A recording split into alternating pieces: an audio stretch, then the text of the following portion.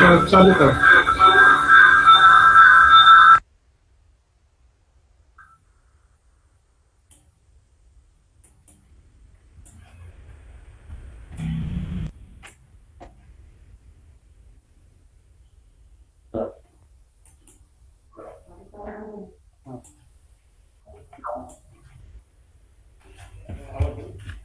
ते बंद केलं का तुमचं इको लागला का बंद करून मॅडम तुमचं चालू आहे आता चालू केलं. हॅलो हा hello. Madam principal sir join झालेत का? मी इकडून ना स्क्रीन हे केली आहे. हो हो चालेल. एक yes okay sir. Good morning to everyone. On behalf of Government College of Arts and Science Aurangabad, myself Ajay Kumar Gandhi, Assistant Professor of Chemistry, offer you a warm welcome on this occasion of National Conference on Advanced Materials in Research and Industry. Kindly bear with us for another 1 or 2 minutes. I would like to ask Dr. Archana Sapolikar, our organizing secretary of this one day national conference, to offer a welcome speech. Thank you, ma'am. Over to you, ma'am. Thank you, sir. Good morning to all. I, Dr. Archana Chapulikar, Assistant Professor and Head of Chemistry Department, Government College of Arts and Science Aurangabad, welcome you all for the one-day national conference on advanced materials in research and industries. I hereby take an opportunity to welcome the Honorable Chief Patrons, Honorable Shri Udayji Samant, Education Minister, Department of Higher and Technical Education, Maharashtra. I welcome Honorable Shri Prajakta Tanpure, State Minister, Department of Higher and Technical Education, Maharashtra State. I welcome Honorable Shri Vikas Chandra Rastogi, Principal Secretary, Department of Higher and Technical Education, Maharashtra State. I welcome Honorable Dr. Dhanraj Mane, Director of Higher Education, Maharashtra State. I welcome our Principal, Honorable Professor R.H. Satpute from Government College of Arts and Science, Aurangabad. I express my deep sense of gratitude towards our chief guest, Dr. Dinesh Sawant, for accepting and gracing our function. I welcome all the participants for their presence in the conference. The main objective of this conference is to bring together the scientists, academicians, and researchers, industrial experts, PG students for the state and national level for exploring the scientific knowledge for the new research and analysis techniques. The main objective of this conference is also to change the views and ideas among the scientists, academic institutions, then the industrial experts at state and national level. At last, I once again welcome you all and hope that you will like these informative sessions and will definitely enrich your knowledge. Thank you once again. Over to Gandhi sir. Thank you, Sapolikar madam. Now I would like to call upon Dr. Syed Abid for the introduction of our esteemed guest, Dr. Dinesh Sawant. Over to you, Abid sir. Okay. Good morning to everybody. Me, myself, Dr. Syed Abid, Associate Professor from Government College of Arts and Science, here to introduce our chief guest of today's national conference, Dr. Dinesh Sawant. From him, I got a long biodata about his work. But as a chemistry student, I will act as a reducing agent here. I will reduce it properly. So, Dr. Dinesh Sawant is presently scientist, Organic Chemistry Division, CSIR National Chemical Laboratory, NCL, Pune, with us as a chief guest. about academic of this person. He did his BSc from North Maharashtra Jalgaon University, MSc from Ahmednagar College, surely Pune University, PhD from ICT, previously called as the UDCT, Mumbai. Work is done in the transition metal catalyzed CC and CN bond forming reaction. About the experience of Dr. Sawant, he worked as a research associate in the R&D department of medicinal chemistry, Nichols Pirimal Research Center as a junior scientist in R&D, Huntsman Chemical International, Mumbai. Also acted as a visiting scientist in Leibniz Institute for Catalyst, Rostock, Germany. Then also worked as a postdoctoral fellow in the Leibniz Institute for Catalyst, Rostock, Germany. He also has the experience as a visiting faculty in the Coast King Abdullah University, Saudi Arab. Honorary position he holds, already done the work, and presently also he holds some post as a DAAD, Germany Research Ambassador for the India. He is the founder and the secretary of the NGO Sawant Innovative Foundation, Dhule, Maharashtra. Also acted and working as a visiting faculty in the RSI King Abdullah University, Saudi Arabia. As his work shows that surely is deserved for his some awards and membership. So he is a member of Royal Chemical Society, DST Fast Track Young Scientist Award he got from the SERB, Start of Research Grant in 2015, that is from the Science and Educational Research Board of India.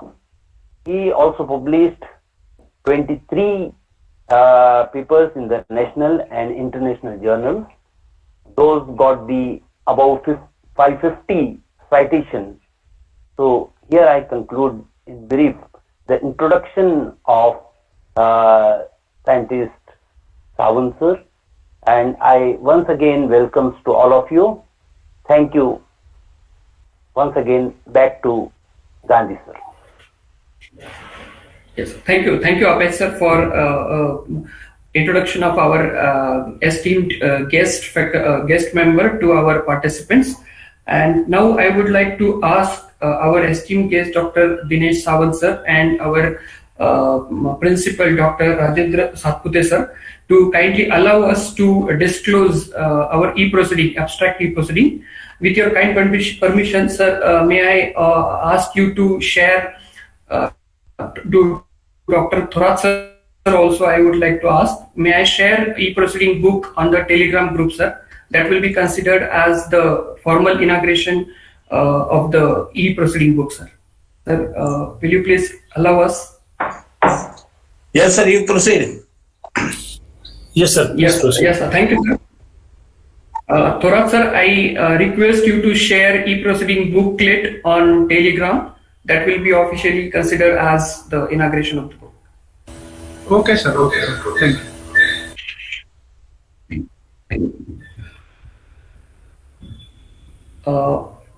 Yes, thank you so much, everyone. Now I would like to ask Dr. Rajendra Satpute sir, our beloved principal sir, to say a few words about the conference and few words about the college.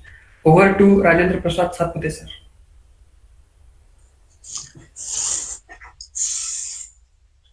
Yes, sir. Yes.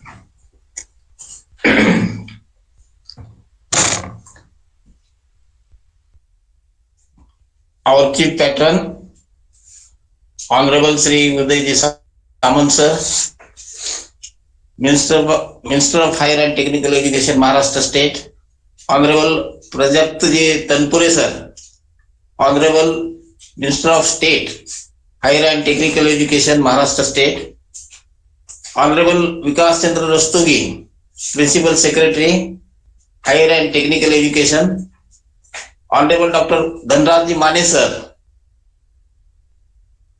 Director, Higher Education, Maharashtra State, Honorable Dr. Professor Pramod Yevle sir, Vice Chancellor, Dr. Babasaheb Ambedkar Marathwada University, Aurangabad, Honorable Dr. Ranjit Singh Ji Nimbalkar sir, Joint Director, Higher Education, Aurangabad Region, Aurangabad, Chief guest of this function, well-known eminent scientist from CSIR NCL Laboratory, Dr. Dinesh Samant sir, teachers, students and participants. Once again, I welcome you all on occasion of this inaugural session of one-day national conference on advanced materials in research and industries arranged by our Department of Chemistry of this college. Friends, our college is the Government Arts and Science College, Aurangabad, and it is a primary institute in the Marathwada region of the Maharashtra state. It is affiliated to Dr. Babasaheb Ambedkar Marathwada University, and it fulfills the academic needs of the underprivileged students in the Marathwada region on the large scale. The college was established on 22nd September 1923 in the Aurangabad itself, and earlier it was known as Usmania Intermediate College. Up to 1950s, this was only the higher education institute catering to the needs of the students in this region. Students, this institute has re-accredited by the NAC with A grade in 2016.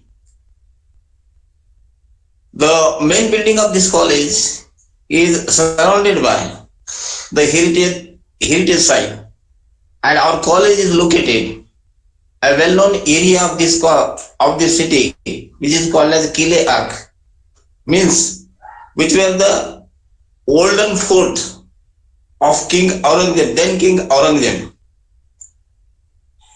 So these heritage buildings, which presently serve as the college departments, historical campus of the college comprises the antique buildings of the medieval architecture, namely Janana Mahal, Mardana Mahal, Pamar Darwaza, Pamar Koti. The first clarion call for the Vande Mataram was given in 1938 in our college hostel, which later on spread throughout the Hyderabad state, that is the Nizam state, then Nizam state. This renowned institution was distinguished itself by preserving its ancient heritage and simultaneously forged ahead with the changing the times. College is going to celebrate its centenary in 2023 September.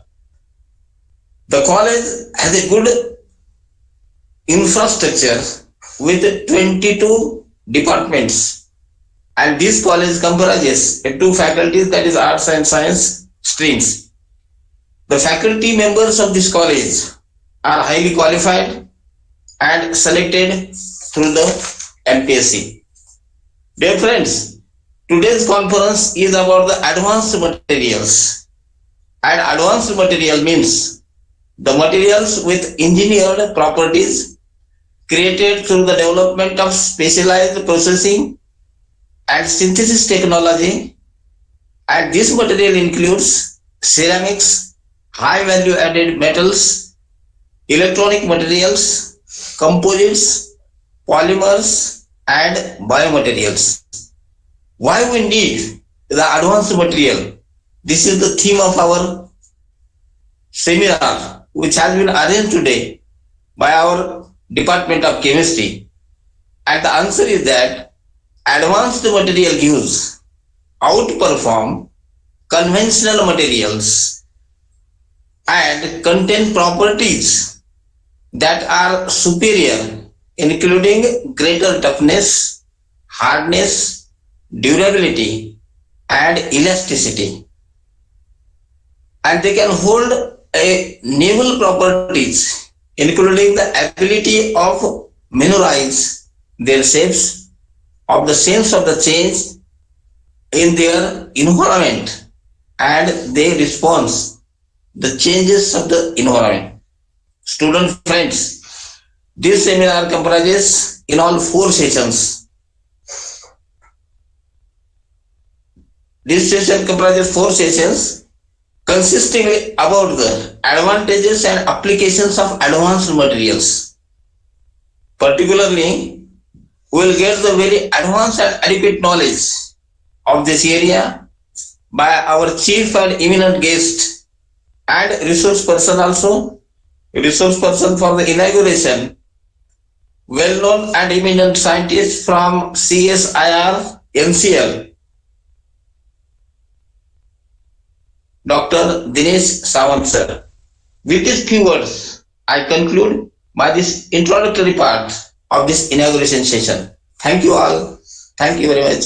Over to Gandhi sir. Thank you. Thank you so much, sir.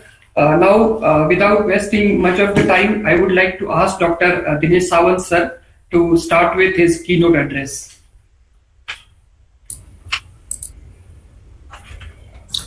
First of all, I'm very thankful to organizing committee, very thankful to Principal Dr. Rajendra Satpute, sir, as well as Head of the Department, Dr. Archana Madam, as well as Abed sir, Thorat sir, for giving me this opportunity to interact with young minds and to share my experience, particularly on topic advanced material in research and industry. This is very hot topic currently for India because we are going through a change where we need a lot of scientific expertise. We need to come together and develop some kind of core area where we can develop a technologies. Not only we do basic research, but we should transfer that basic research into technologies. And for that, we need a multidisciplinary approach. We need an advanced material, not only just in case of one sector, but almost in all the sectors, starting from energy, then agriculture sector, chemical industry, and so on.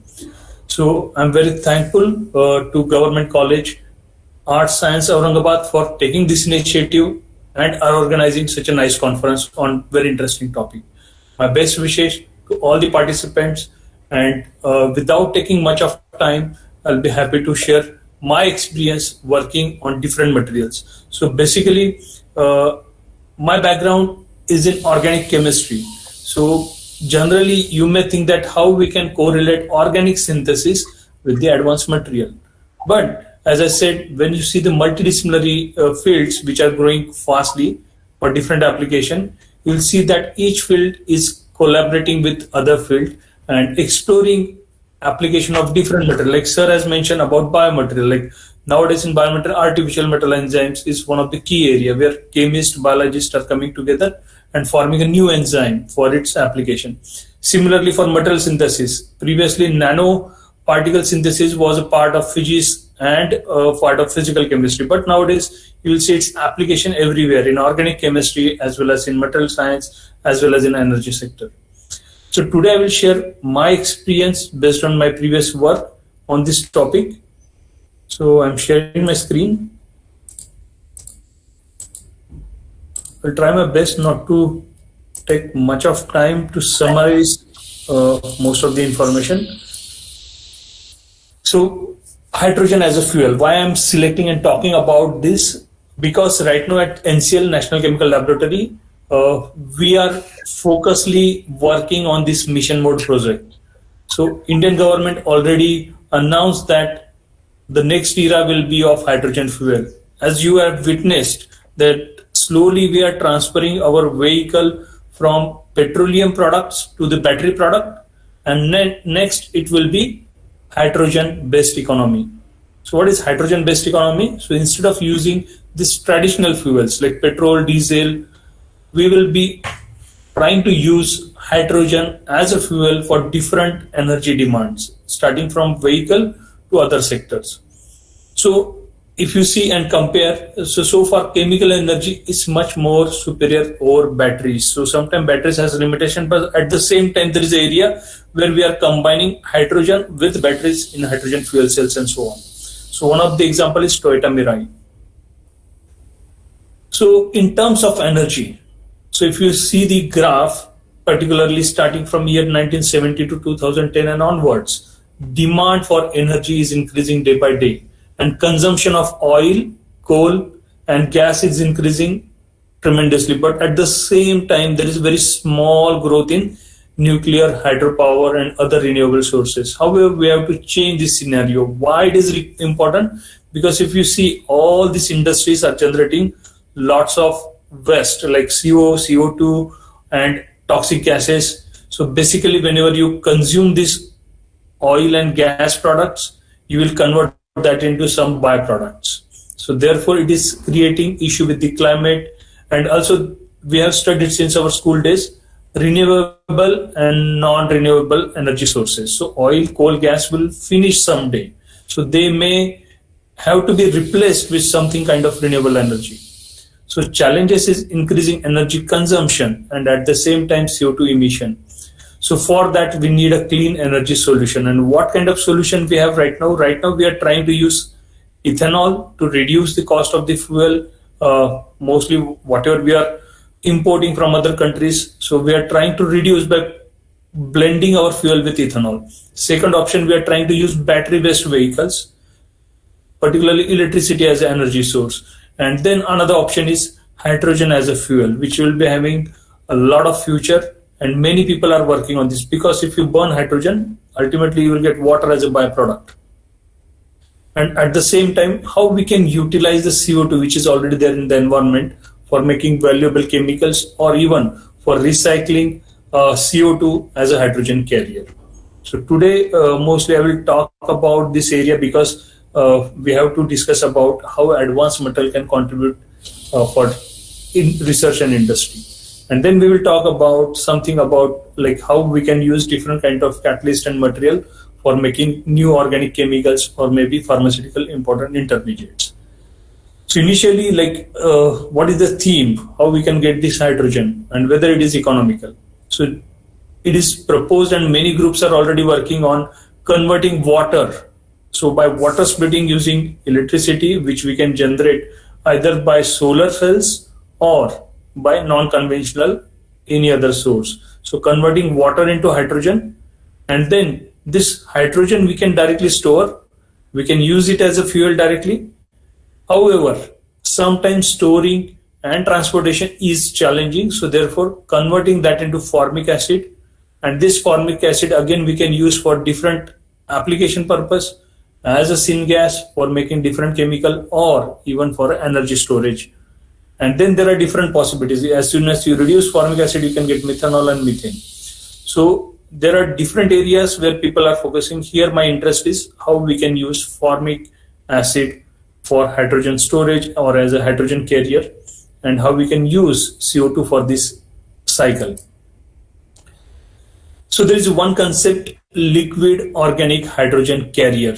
While looking at name, as a chemist, you may feel that it might be something new hi-fi area, but it's not. It's like a simple traditional chemistry which we are trying to use for some application purpose. So liquid means that organic chemical should be in a liquid state and it should carry a hydrogen. So you can imagine example of converting cyclohexane into benzene. So it is one of the example of liquid organic hydrogen carrier. So before discussing that, let's discuss how this liquid organic hydrogen carrier may contribute for hydrogen economy. So particularly for hydrogen transport, means there are technologies available where we can generate a hydrogen by different approaches, but main challenge is how we can transport it, how we can store it in a safe manner, because already we know it's a explosive kind of gas, it can catch a fire. So therefore we have to be very careful when we are storing it or when we are transporting it. So there are different possibilities. We can transfer it in a compressed hydrogen cylinder, or at below -253 in a cryogenic environment, or even we can transport in a pipeline. So which one look convenient? Transporting it in a pipeline. But we cannot transfer as it is as a gas. We need to convert, or we need to store that hydrogen in something else. So what is that something else? Liquid organic hydrogen carrier. So the concept is we generate hydrogen from non-renewable sources, and then we do the catalytic hydrogenation, means example converting benzene into cyclohexane as one of the example you can consider just for imagination. And then now this cyclohexane is in a liquid state, or maybe that LOHC, liquid organic hydrogen carrier, now it is hydrogen enriched, and we can transfer now this organic molecule, we can store it, we can fill the vehicle, we can fill wherever it is required. And now the next step is dehydrogenation. So what is dehydrogenation? Converting that cyclohexane back to benzene. Why? We need hydrogen for our energy application. And then here we can get hydrogen and we can utilize it. So LOHC will be having a big impact in a transportation. So I just gave one of the example as a cyclohexane to benzene. So in terms of chemistry, it's nothing but oxidizing and reducing reaction, like where you reduce benzene to cyclohexane and you oxidize cyclohexane to benzene, like that.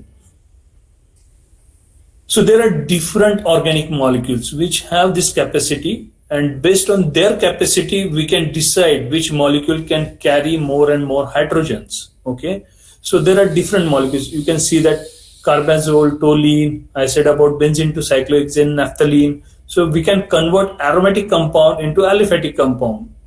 Okay, so now as a chemist you will feel that this is very simple chemistry, but when you hear this name liquid organic hydrogen carrier, you will feel that it might be something different. So that's a difference. We should know exactly what's going in that area. We should be curious. So here it's a simple chemistry. We need efficient oxidizing, efficient reducing reagents or catalysts, which should be economical for handling, which should be having selectivity for converting naphthalene to decalin and converting back decalin into naphthalene and so on.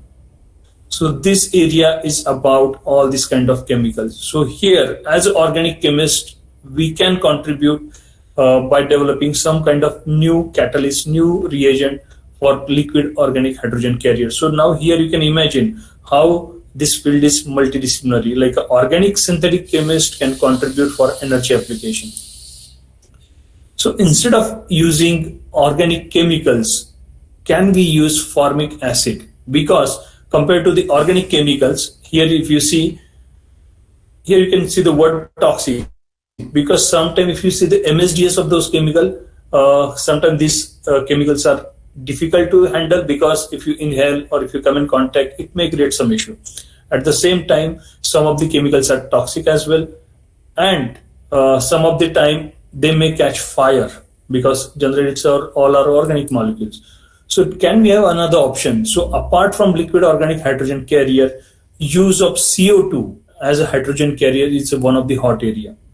So particularly here, what is the theme? We can convert CO2 into formic acid. Okay, by here we can generate hydrogen, and this hydrogen then we can treat with CO2, and this CO2, how we will obtain CO2? CO2 from atmosphere. There are different groups working on this topic. They are developing metal organic framework, different membranes where we can selectively get CO2, or maybe by different approaches. So this CO2 non-conventionally obtained hydrogen, and we can get formic acid, and this formic acid then we can transport to fuel station. Here we can fill our car with formic acid, and our car will again generate CO2 and will use hydrogen, and this CO2 again will be recycled. So that is the overall theme for using formic acid as a better option. So how it works? As I said, it is nothing but oxidation and reduction kind of reaction. So formic acid, once you remove the hydrogen from it, you will get CO2 back. And then CO2, once you reduce it, you will get formic acid. Okay, so whatever hydrogen you want to store, you can store in formic acid with CO2 in the form of formic acid, and whenever it is required, you can use it. And why formic acid? Because it is a liquid. If you have seen the formic acid, it is in a liquid state. It's slightly toxic, and most of the time it's not directly flammable.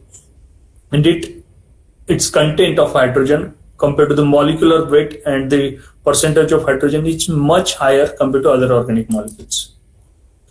So I got opportunity to work on this interesting topic, and we were developing some new nanomaterials. So now this is new word for this project. Like we discuss about formic acid, we discuss about organic chemistry. Now I'm discussing about material.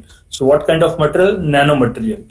So here we develop different kind of cobalt, then iron, nickel-based nanomaterials as a catalyst. So we can use economical catalyst for this reaction, and if we are successful, this will be having application for LHC. Why we need copper or iron or cobalt or nickel? Because if you see the cost of ruthenium, rhodium, they are efficient. Okay, we can already, they are very well reported. We can use it directly, and this technology is already available, but at the same time it's very costly, and they are rare earth abundant metals, means a percentage which is available throughout the world is very less. So therefore we have to come up with some new kind of metal or new catalyst which is available at cheap rate, at the same time it's abundant all over the world. So therefore idea was, can we use cobalt as a catalyst? So here you can see the differentiation. Liquid hydrogen carriers, it's the same thing, like you store the hydrogen and then you release the hydrogen. So oxidation, reduction, reaction, and same thing in formic acid you can do.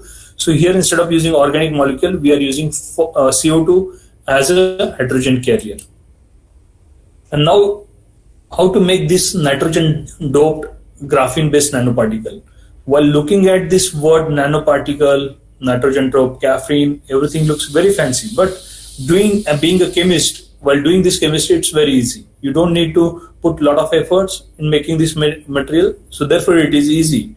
And we have to come up with the material for industry application in a such a way that even a worker can use that material safely, and they can do some kind of chemistry at plant level, or they can use, or maybe it can be so easy for using for a common public as well. So that's the best chemistry.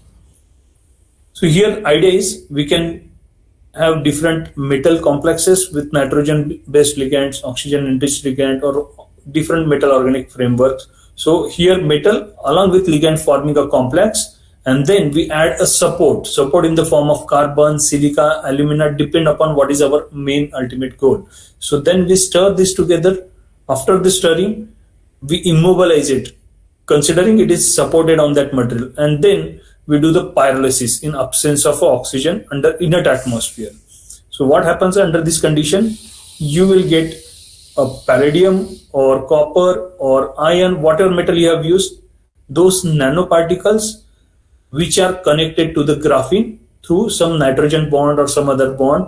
So here we will get N-doped graphenes. I will not go into all the details of graphene and all, but just for a simple concept, you can imagine making a complex, adsorbing on some kind of solid support, and then doing pyrolysis and getting that material. And then the next part is full characterization of that material. It's very, very important.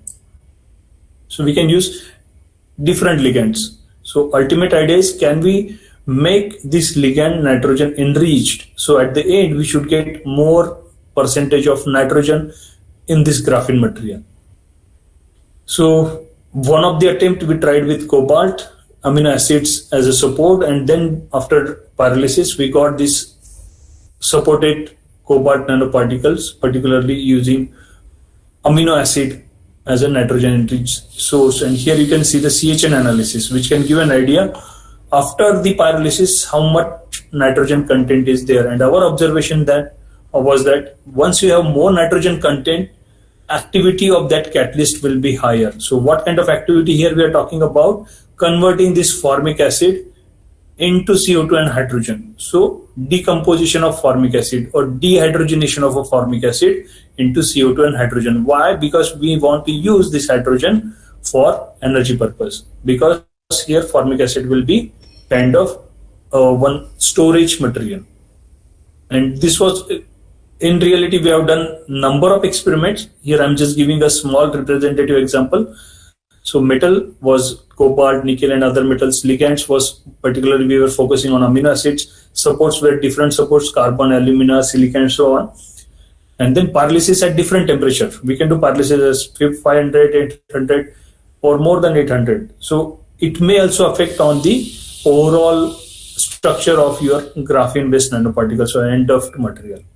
So that overall study we have done already. Our previous group have published this work, and we were more interested, can we develop something based on iron or much economical metal, and can we use it for similar chemistry?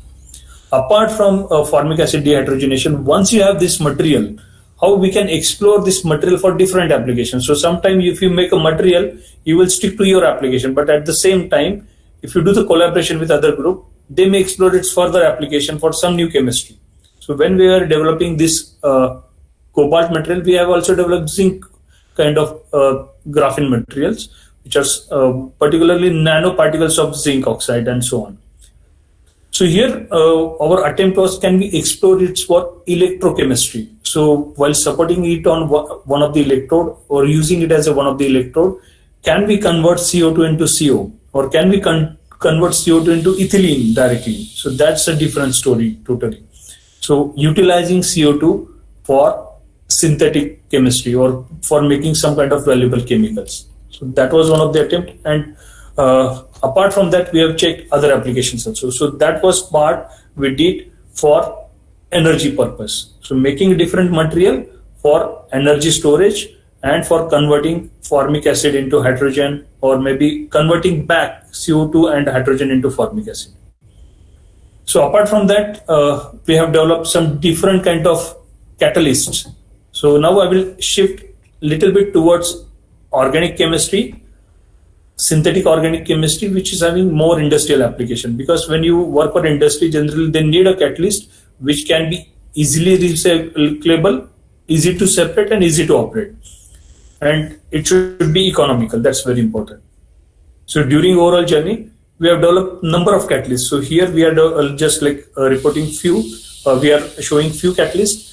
So particularly one of the interesting was homogeneous recyclable system. So homogeneous, generally we have heard about homogeneous and heterogeneous. Homogeneous means everything is in one phase, and at the end of reaction, it's a challenging to separate whatever catalyst or reagents you have added.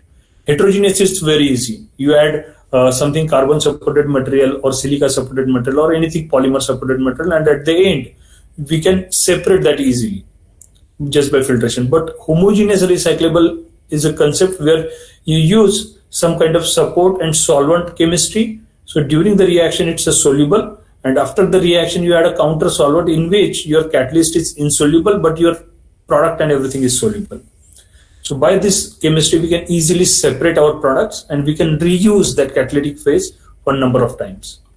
So we have developed this polyethylene glycol supported palladium catalyst for Hake coupling, and not only Hake, we have done other reactions also. So during the reaction, everything is soluble, and at the end, once you add hexane, your catalyst is separable. Why this is happening? Because we are using catalyst which is supported on polyethylene glycol, and this polyethylene glycol is less soluble in N-hexane, but at the same time it is soluble in toluene. So during reaction it is in toluene. We are adding polyethylene glycol as a solvent as well to make sure that whatever catalyst we have, it should be recoverable and we can reuse it. Apart from using polyethylene glycol as a support or this solvent-based strategy, we have also used TPPTS, where sulfonated phosphines have been explored for different applications. So here we can use aqueous media where our catalyst is soluble in water. We can do allylic amination, allylic alkylation, or different catalytic reaction, and at the end, just by extraction with the organic solvent, we can separate the organic compound, and this aqueous catalytic phase we can reuse multiple times. So that was another approach where we use a material which is water soluble catalyst. And most popular catalyst in chemistry is palladium on carbon. So it has been reported for a number of reactions.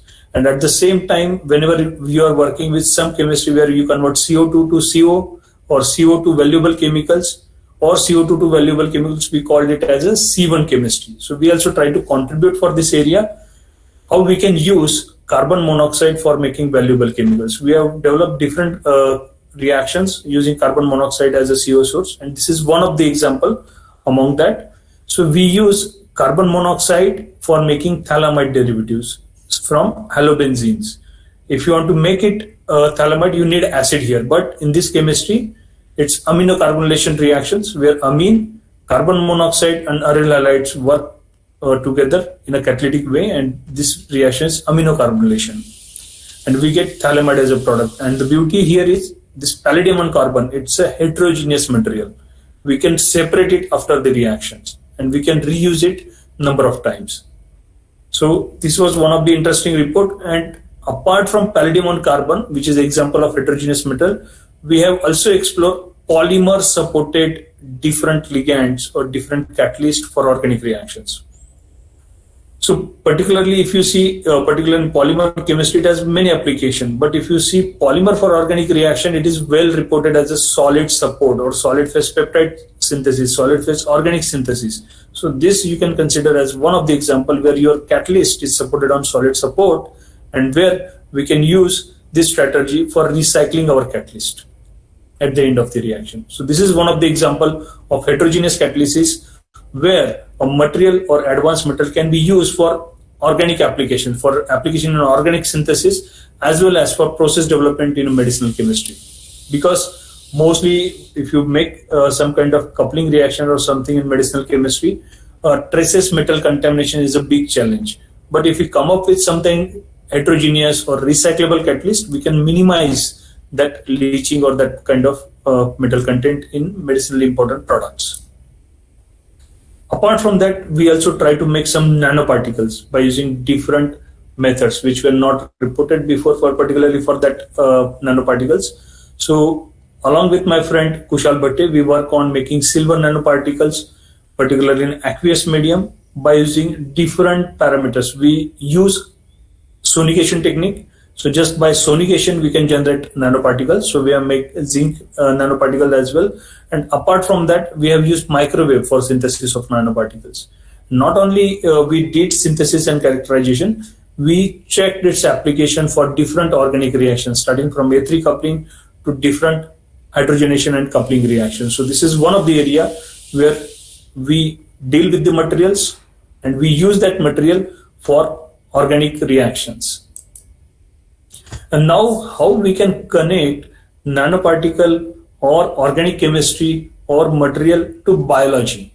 Okay, that's a new, as I said in my initial talk, that now these fields are coming together and multidisciplinary approach have been used to get some advanced application of these materials.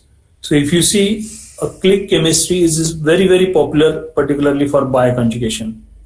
People are using copper sulfate, and to reduce copper sulfate, because it's in two states, they are using sodium ascorbate to make it one, and then this is catalyzing click chemistry between azide and alkyne, and we are getting selectively 1,4 triazoles and so on. But at the same time, when people are doing this for bioconjugation, what is bioconjugation? Connecting your protein with some organic molecules, like in this case some labeled compounds, some dyes. So biochemists, they are using this strategy. But if you see most of the paper, they are not using it as a catalyst, they are using it as a reagent. And at the same time, when you have excess of copper, excess of sodium ascorbate, excess of these ligands and so on, they are damaging to the biomolecules, to the proteins and so on. So therefore you will see that in some of the paper, they will report it was observed that our protein was agglomerated or it was denatured or something. So this may happen due to these radicals. So we were thinking how we can use nanoparticles for bioconjugation approach, and we came up with this new protocol where we can use copper nanowires. So this work we did in Saudi Arabia. So there we extracted protein from a Red Sea. So there was a bacteria which was stable at high pH, high salt tolerant bacteria, as well as it was very fluorescent. So we converted that protein, we extracted that protein, and then we labeled it with unnatural amino acids, and then we did this chemistry. So here we come up with the new copper nanowires material, and this material we use for bioconjugation purpose. So you can imagine we can use material for different applications, not only for energy but even for biology. Not only for biology, even for battery storage, even for making some solar cells, or making some polymers, or making some catalyst. And in terms of biology, as I said, artificial metal enzymes is a growing new area. So this is one of our interests. So along with traditional organic chemistry, what we are doing, enzyme catalysis is already well established, and this year's Nobel Prize has been awarded for developing a small molecule which can mimic enzymes. Okay. But at the same time, enzymes are also crucial. Means sometimes we cannot avoid those. However, we can enhance their activity. We can enhance their application. And one of the main, like example, if you see in pharmaceutical chemistry, right now, whatever drug, sitagliptin, we are using for diabetes, this has been reported previously using chemical route. But now there is an enzymatic route which is much more economical compared to the chemical asymmetric hydrogenation route. So therefore, people are trying to use this enzymatic route. So therefore, day by day, application of enzyme in different applications for organic chemistry, for medicinal chemistry has been increased tremendously. And this is one of the area where people are trying to use different biomolecules by modifying them and creating artificial metal enzymes. What is artificial? Which will not exist in the nature. So you can imagine hemoglobin, where we have iron and globin part. So if you can replace iron with palladium, it's a new chemistry. So you are replacing that metal. So similarly, you can create artificial chiral center on the proteins. There are many strategies. So here in one of the example, you can see people are trying to use DNA.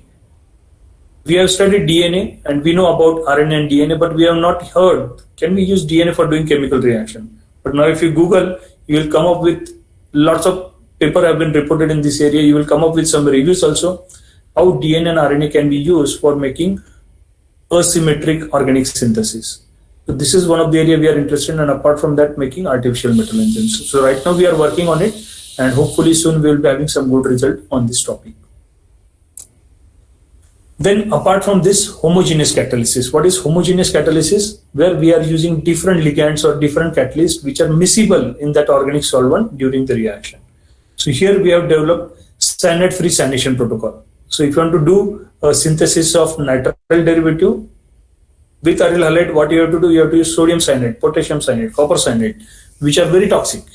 We cannot handle just with the normal laboratory techniques. So we need to use special precautionary measures. We have to use some kind of reagent to decompose them after the reaction, and we have to be very careful when we are handling them. So can we develop some chemistry which can be a substitute for this nitrile synthesis? So then we come up with the idea, okay, we can convert that into amide, and amide at one part, like we can do dehydration and we can get benzonitrile. So that was the strategy we used, and here we have reported that strategy that time. So converting aryl halide directly into nitrile via benzamide as an intermediate, but we cannot able to trap that intermediate because these conditions are so like that as soon as you form a benzamide, it will undergo dehydration. So same strategy we explore for making phthalamides. Same strategy we use for making different amides. So once you have some kind of protocol, you can have a number of application of that protocol. So you can decide where you should go and which application is worth of doing.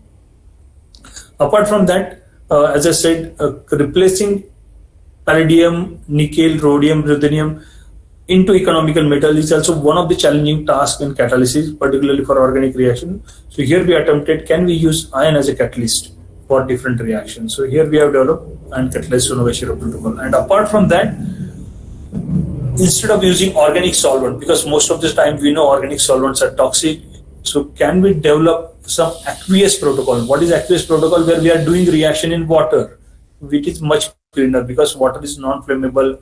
You can easily use it. At the same time, we can do a number of reactions in water. So here, at the same time, we need a material or catalyst which can be tolerated in water. It should not decompose in water. It should not affected by water. So we developed this Bedford kind of catalyst, and we did number of coupling reactions. And even we have commercialized this catalyst with our previous group. So here we have done Suzuki coupling. You can see the catalyst loading, like we just need 0.002 mole% of catalyst. So like that we have done Sonoba-Shiro, Suzuki, 2G-TOS reaction, Hague coupling, and so on. So this is overall work we have done so far on different organic reaction using various materials. And at the same time, as I mentioned initially, we are right now working on advanced material for hydrogen generation and for making artificial metal enzymes. Another area, because recently these Nobel Prizes have been awarded for organocatalysis. Here, this is one of the challenging area. It looks a very simple chemistry, converting acid to amide.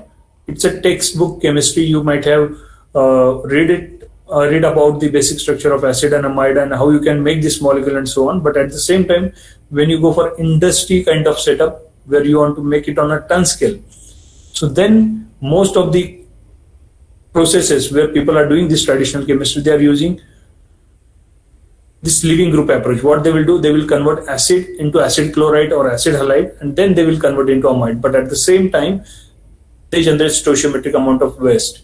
They generate acid intermediates, which are difficult to handle. So this is one of the key challenging reactions. So our attempt was, can we do it catalytically?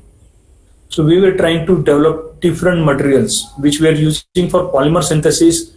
At the same time, we were trying to use it for amide synthesis. Why we are connecting it with polymer? Because if you see nylon or different polyamides, aramides, they are nothing but having similar bonds. So coupling between acid and amine, giving amide as a product. So this reaction has different application in polymer chemistry as well as in medicinal chemistry. There are a number of drug molecules where amide is a key intermediate, and same thing even for a different material chemistry sciences as well. So here our attempt was, can we develop new catalysts for making this amide? So we come up with diboron as a catalyst, where we just need 1 to 2 mol% of diboron, and now you don't need to convert that acid into acid chloride. You can directly convert that into amide. Same thing, we try to develop this hexachlorophosphizene kind of molecules for its particular application, because it look like a phosphated Lewis acid base pair. So we thought, can we use this phosphated Lewis acid base pair for activating this acid, and at the end we can recycle it. So this strategy we have used, and already we have come up with the new protocol where we can even make a peptides, okay, which are already well known for different medicinal application. So starting from material science to catalysis to organic chemistry, here you can see the multidisciplinary approach where we can make a different material and we can explore its application. So once this reaction is having some kind of output in organic chemistry, we can explore its application in polymer synthesis. So straight away this protocol we can use now for making different aramides or polymers, and that work is going in our laboratory currently. So without taking much of time, I would like to thank all the previous supervisors and my collaborator for giving this opportunity to work on these challenging topics where I have made different materials. I had an opportunity to work with Nobel laureate Professor Neuri's laboratory, where he is very famous for making BiNAP ligand. So BiNAP has changed the way where people were doing asymmetric synthesis, particularly for hydrogenation. So we have developed different phosphine kind of molecules as well, and we checked its application for different hydrogenation protocols. With Professor Matthias Müller, I started learning about hydrogen as a fuel or liquid organic hydrogen carrier, and I'm carry forward these reactions or this work at NCL, and we are also planning some collaboration with Likat Germany group. In Saudi Arabia, I work with Professor Jörg Kippinger on artificial metal enzymes, and in India, I did my PhD with Professor Bhanke on catalytic coupling reactions. So I started my journey with medicinal chemistry, but from overall presentation, you can see that I've made different materials, different molecules, and we checked its application in a different field. So do not stick to your current area, try to explore its application in different field. Try to explore whatever material you have synthesized, you have put the efforts, how you can use that material for different application. That's also very, very important. And then only we can explore its application for research and for industry. Instead of going just for basic research, try to utilize that molecule for industrial applications, for different other applications. And then only we can solve this purpose. As Sir has mentioned about the NGO, so apart from these scientific talks and about the research, I'm also conducting different lecture series for rural students, starting from how to do a career in chemistry from BSc, MSc, PhD onwards, what are the career opportunities available within India and outside. We are also conducting group lecture series where my friends and those who are interested in this social platform, they're coming together and giving lectures on different career options like intellectual property rights. Apart from that, different options in industry. Apart from that, how to do career, particularly in US or Europe and so on. So in future, if there is any such opportunity, we will be happy again to come to your college and to deliver such kind of talks and to interact with the students. And this is my current group at NCL. So name of our group is Catalysis for Organic Synthesis and Medicinal Chemistry Laboratory. So here we are trying to use different material for organic synthesis and for medicinal chemistry. So right now we are around group of 4 to 5 people, and hopefully by end of this year we will be almost having 10 members in our laboratory. And we are working on multiple interdisciplinary projects. We are working with chemical engineering. We are trying to develop flow chemistry approach for different pharmaceutical molecules. We are working with nanocatalysis group. We are trying to explore application of nanocatalysis for organic reactions. At the same time, our own interest we are trying to make as well as for artificial metal enzymes. So here you can see a multidisciplinary approach by using different materials. Thank you. Without taking much of time, if you have any question, I purposely put a few minutes for discussion so that if you have any question, you can ask.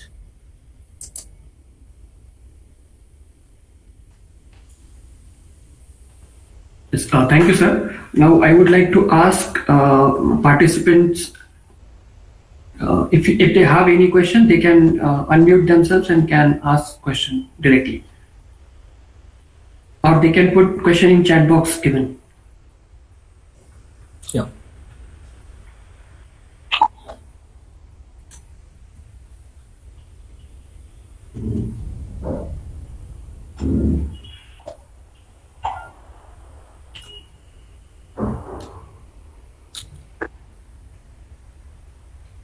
Even if you have a question outside of the presentation, that is also fine. If you want to ask something about your research or anything, that is also okay.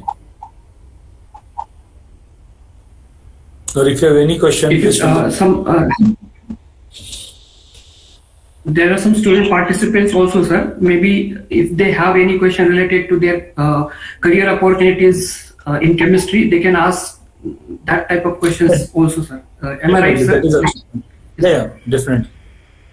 That's also fine.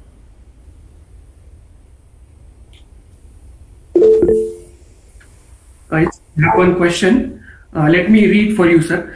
What's our advanced technique for complete identification of polymeric type catalysts? Question from Dilip Aute. Okay, so particularly as a polymer chemistry, already we know exactly different ways of characterizing polymer. But when in terms of catalyst, so first of all, polymer already we know how to calculate molecular weight, how to identify structure by using NMR and so on. But when it comes to the catalyst, it's very important to know how much metal is loaded on that particular polymer. Where are these particular binding molecules? So calculating that particular catalyst loading is also very important. So ICP-MS analysis of that particular polymer material is very important. Its TJ-DSA analysis is very important. Up to what temperature we can see that this particular polymer is stable. So for its other applications and so on. So apart from normal polymeric analysis, these two are very, very important. And normally we do particularly its molecular weight checking by different method, then by its and structure by NMR and so on. So particularly, and apart from that, just making it as a catalyst is not sufficient. We have to check its application also for test reactions and so on. So before checking that polymer for catalytic application, first we need to compare whatever reaction has been reported previously with polymer as a catalyst or polymer supported catalyst. We have to reproduce at least one of the reaction, and then we have to compare our catalyst whether it is much better or it is having less activity for that particular reactions. So that's very important to explore polymer type of catalyst. Yes, sir. I think that he got satisfied with the answer. Gandhi, Any more? sir, just a minute. My question is Yes, sir, to yes, sir. Dinesh sir. About the just much more information we got about the new fuel, that is the hydrogen fuel, sir has given. So I want to ask that whether it is affordable for the common people in future. At present, what is the comparative value of this fuel? I want to know from you. Yes, sir. Yeah, because right now you have pointed out correctly. Right now the technology is available, it's not affordable because we cannot convert that into in an economical way, because we have to use different costly metals as a catalyst, as well as we have to use different kinds of solar cells, we have to use electrolysis, and that energy consumption right now is not matching with the overall economical balance of that process. However, now many groups are putting their efforts to solve this issue. So like that, previously batteries were not economical, but now you see there are many battery vehicles available. So definitely in future, once you, for example, in terms of lights, previously we are using old traditional lights, but now everybody is using LED lights. So this is kind of futuristic technology. So after doing more research into this area, definitely, because we have identified among nuclear energy, among other energy sources, which one look more feasible for future. So in that term, hydrogen as a fuel having some kind of capability, but certainly like it cannot replace in like within 1 year to oil products and all. This may not happen. However, it may be alternative at some cases, and in future it can be alternative for traditional fuels.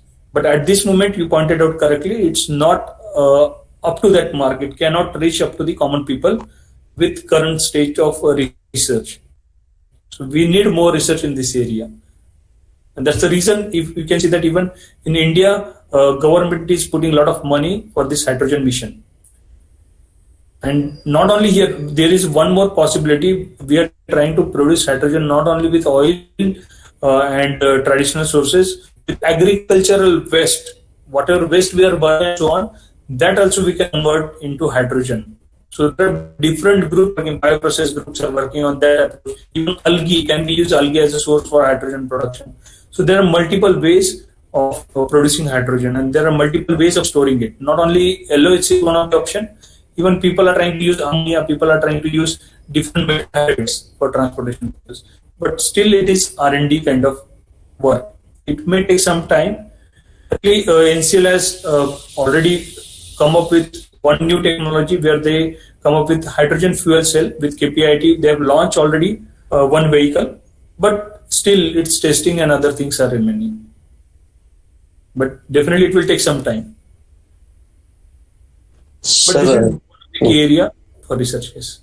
Sir, can we collect the hydrogen coming out from the hot springs, just like Bakreshwar and somewhere we are having hot spring of hydrogen also?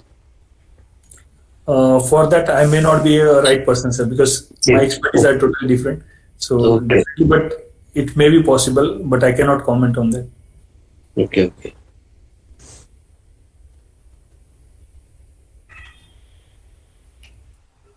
Somebody has mentioned about the DAT solution. Yes, there is one more question from Dr. Thorat sir. Can you tell something about DADD fellowship? Oh, okay. So instead of going through, because we have enough time, I can share that presentation also on that.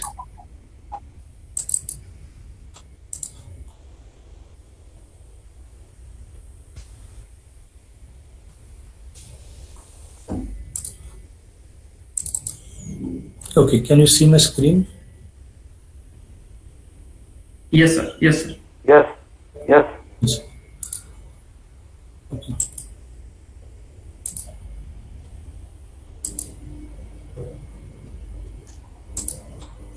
So, question regarding that scholarship. Here, mostly there are different fellowship scholarship available.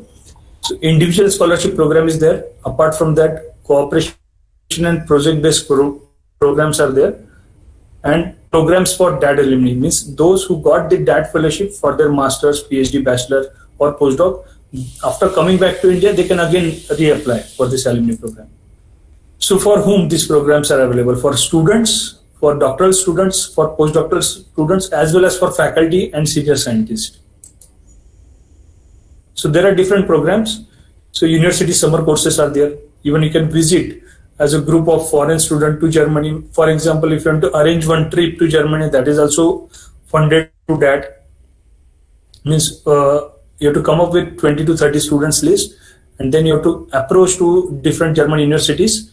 If they are ready to give you some kind of appointment or some kind of offer for visiting their institute, then with that offer, you can apply to the DAT, and that will support for all the candidates for their transportation as well. This is one of the kind where similar kind of visits we have, like industrial tours or academic tours. So this is one of the kind of program. And apart from that, working internship in science and engineering, mostly, and IITs and ICERs, they are having different types with German universities, and that is also supported through that. Apart from that, there are different fellowship program, different scholarship program for masters and PhD. And particularly, I would like to mention about PhD. You can directly apply for this PhD program, and you can start your PhD in Germany. That is also possible. And sandwich model. If you are registered in India and still you want to continue your PhD in Germany, that is also possible. After 1 year of your PhD, if you have good publication and if you have good academic merit, you can apply for this sandwich model, or this is binational program. So where guide from Germany will also support your application, and if you get selected, first you have to write a proposal, you have to submit documentation, you will be interviewed by the committee, and then you can spend up to 1 to 2 years in Germany, and within 4 years you can complete your PhD program within India. Okay, so you have to come back to India, and then different program. For example, IIT Bombay is having personal collaboration with different German universities. Then master students are having sandwich model programs and so on. So for postdocs and senior scientists, like even for faculties, we can go to Germany, we can stay for their research program. So there are short-term research program available where you can go as a visiting scientist. Even you can go just to deliver lectures or talks based on your research interest. You can communicate with those institutes which are ready to offer you this kind of stay, and then your stay and funding, everything will be supported by that. And this is a cooperation or project-based program. You will see this advertisement in DST website, UGC website, and so on. So there are many programs are available through such partnership. So Indo-German Partnership for Higher Education Program, subject-related partnership with universities in developing countries. And there are a number of different programs available. You can check the details list on that website as well as on our embassy website. So for scholarship, there are many organizations in Germany which offer scholarships and fellowships. So apart from this DAT funding, there are also a number of other funding options. So you can visit dadin.in. There is one more presentation about how to approach that might be useful for students.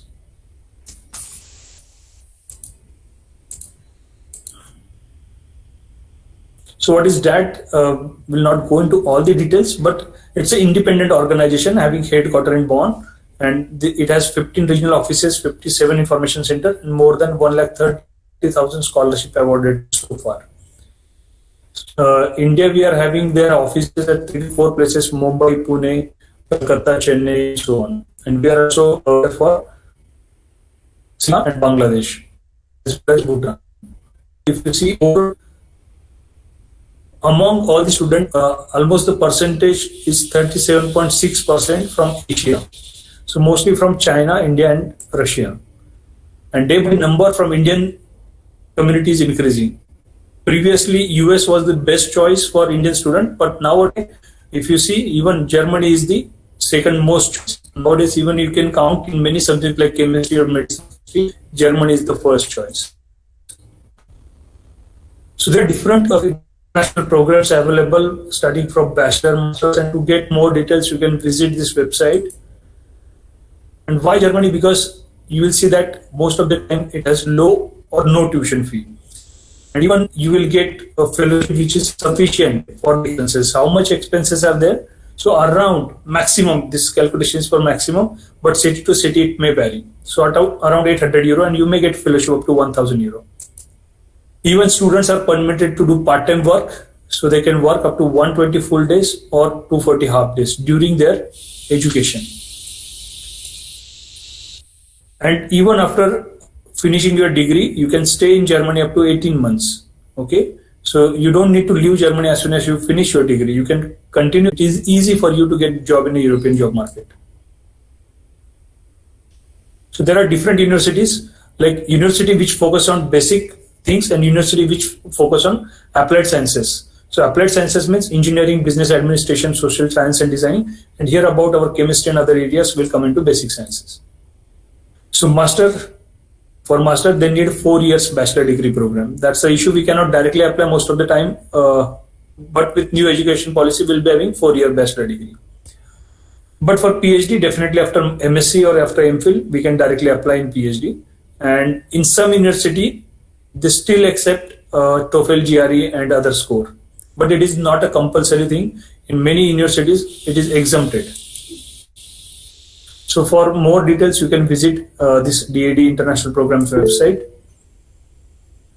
So for individual doctoral studies, mostly it is supervised by university professor. For example, same thing we are having here. So for PhD, we register with some guide, and with that particular guide and group, we work for our PhD degree. And in Germany, they also have structural PhD program. So if here, instead of one supervisor, they have multiple supervisors. So a candidate will be working on multidisciplinary project. Like I mentioned about binational PhD programs. So within Germany, within Europe also, they have similar kind of programs. Particularly for higher education, they have number of universities, number of colleges and so on. I will not go into all the details because of time constraint, but sometimes we have curiosity about Max Planck Institute, Helmholtz Association. So apart from university, they also have this non-university research institution, Max Planck Society, Helmholtz Association of National Research, and this Fraunhofer Association. So Max Planck, they have 83 institutes. So sometimes you know that somebody has done a postdoc in Max Planck for biology or chemistry. So just imagine they have 83 such institutes at different places within Germany. And they have produced almost like 70 Nobel laureates. So particularly they work on natural sciences and humanities. Then Helmholtz Association has 18 research centers, and it is largest scientific organization in Germany. Leibniz Association, I did my postdoctoral research from one of the Leibniz Association institute, Leibniz Institute of Catalysis. So they have 89 institute and they have excellent research facilities. So they mostly focus on how we can use the basic research for industry applications. Then Fraunhofer Society, they are also having 67 research facilities. So in India, what we have CSIR. Similarly, you can imagine like CSIR is independent. It's not an institute, kind of IIT, ICERS. So similar, they have different kind of such organization. And then Federal Research Institution, London Institution, Academic of Sciences. So there are multiple options available in Germany. Most interestingly, 70% R&D investment is coming from industry, particularly for all these institutes. And they have excellent industry and academia cooperation. Even within India and Germany, we have many multiple programs between two nations. Even Germany has contributed for establishing our IITs. So one of the example is IIT Madras, we are supported by particularly German university. So for doctoral programs at university, you can check that website and you can select. So there are many options available. You can go to their website and select what is your current state, whether you are bachelor, master, and which program you are looking for. Just with one click, you will get all the fellowship options. Same thing for research training or research internship, or even for any other program. You can check Max Planck institutes as well. So most important for students or for a faculty. That's fine. I have number of scholarship, number of fellowship, but how I can get it, how I should approach. Okay. So how to find a host to get the fellowship, to go to Germany, you need somebody who is either your collaborator for faculty or who is your guide for students. So for that, you need to find a guide or your collaborator in Germany. So how you can find? So first source is journals or publications. In case if you already know that professor, if you have worked with that professor in Germany, or if you met him somewhere in the conference, you had a discussion about collaboration, that is also a good choice.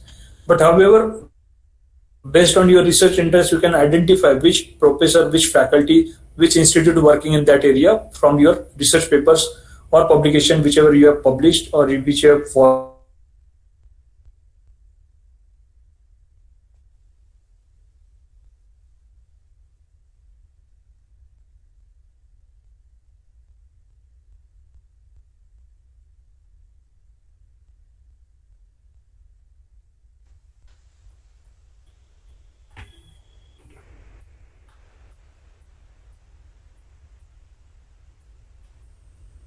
Hello.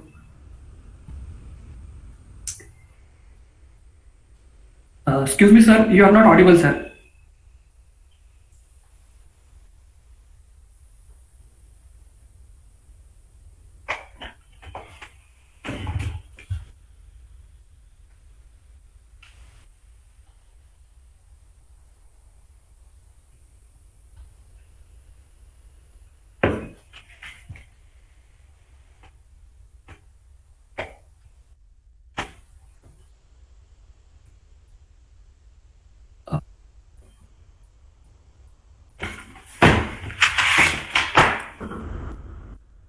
Hello. Maybe due to some internet connectivity issue, sir has left the meeting. We'll wait for 2 to 3 minutes. Let him join back.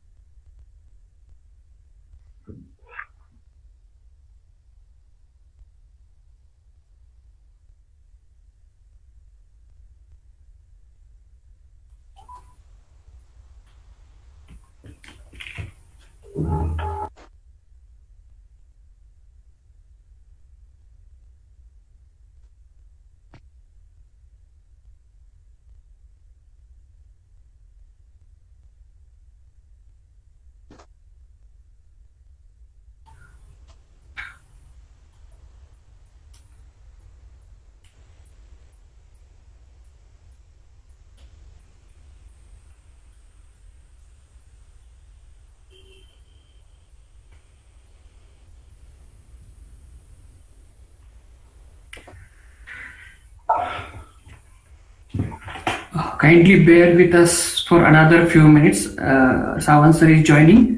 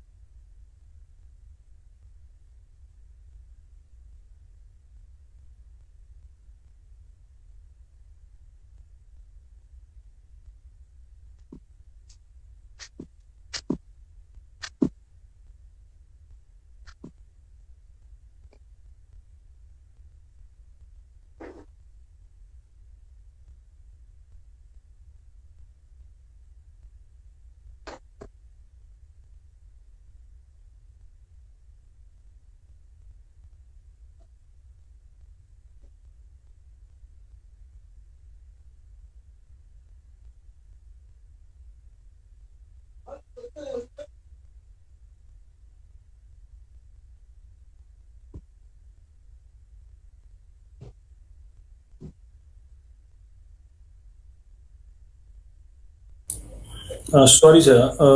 I forgot that I got disconnected.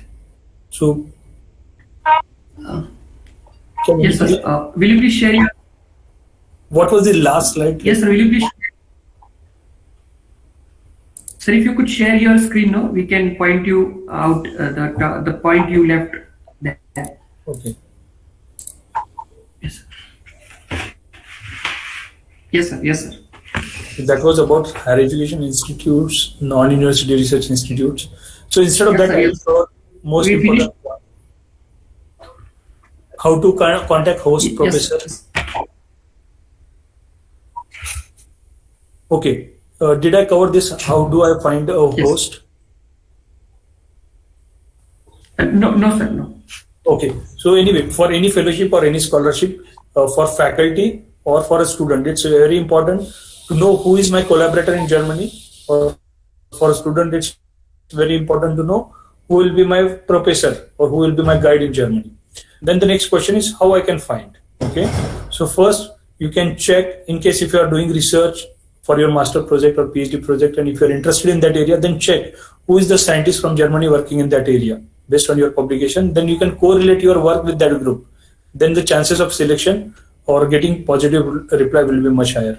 Apart from that, you can discuss with your seniors, friends, colleagues, or faculties who went to Germany for some other reason, maybe for PhD, postdoc, and they may be having some contact. They might have applied to many faculties. They can also guide you.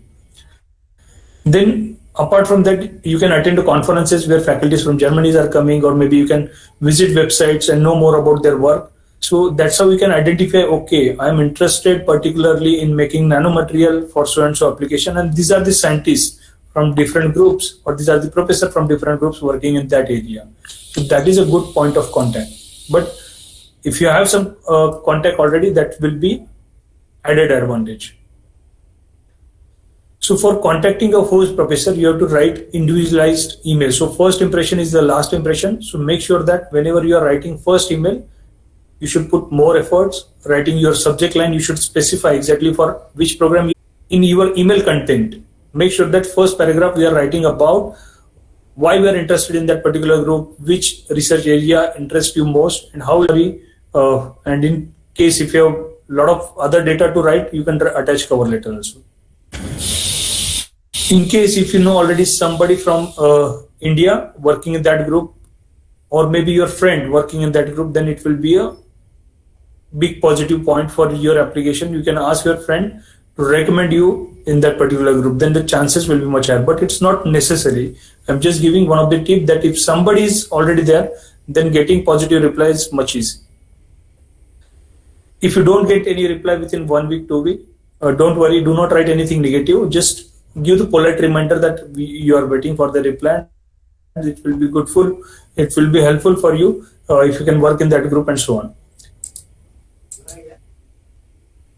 Then gather the information about before writing any email or anything. You should know exactly what kind of work that particular faculty is doing. Then gather information about their work, and then correlate how your interest is matching with that research work. And always send the individualized email. Do not mention dear sir, dear madam. Always write their name, and make sure that you should write a catchy subject line. That's very important because these faculties are getting many emails. So whatever email you are writing should be a little bit catchy compared to other emails. And proofread your email before sending it. Do not use any color letters, picture, animation, short language, or do not pressurize the recipient. At the same time, you have your own caliber, you have your own CV. We just looking for a position for collaboration or for exploring our knowledge. So do not ask them for the position. Just see whether they are giving positive reply or not. We have number of options within Germany. So drafting a research proposal is very important. You should know how to draft a proposal. What is the introduction, research methodology, then apart from that, future plan, and then conclusion and references and so on. So your proposal should be original. You should check for plagiarism with the different softwares. You should know exactly in which area you are writing a proposal. So literature should be there, and what kind of new thing you will be doing, that knowledge should be there. And then you should put more efforts in writing a realistic proposal, not kind of imaginary. So it should be like that you are ready with all the data, you just need a work table to start with. So proposal should be like that you have done all the background check, you have all the data, and from day one you can start work on that proposal. So regarding schemes, as I mentioned, particularly the 2-3 famous scheme for students. So binational supervised doctoral degree, if you are registered within India, so you can apply for this funding within 3 years of your PhD registration. And if you get selected, you can go to Germany. Up to 2 years, you can get up to 1,000 euro per month fellowship. Am I audible, sir?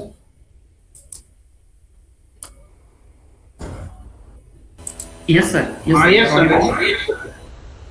Yeah, so this is binational program where you have to first find the host, then you will write the proposal, and you will get some supporting letter from your host institute, and then you will apply to DAD office.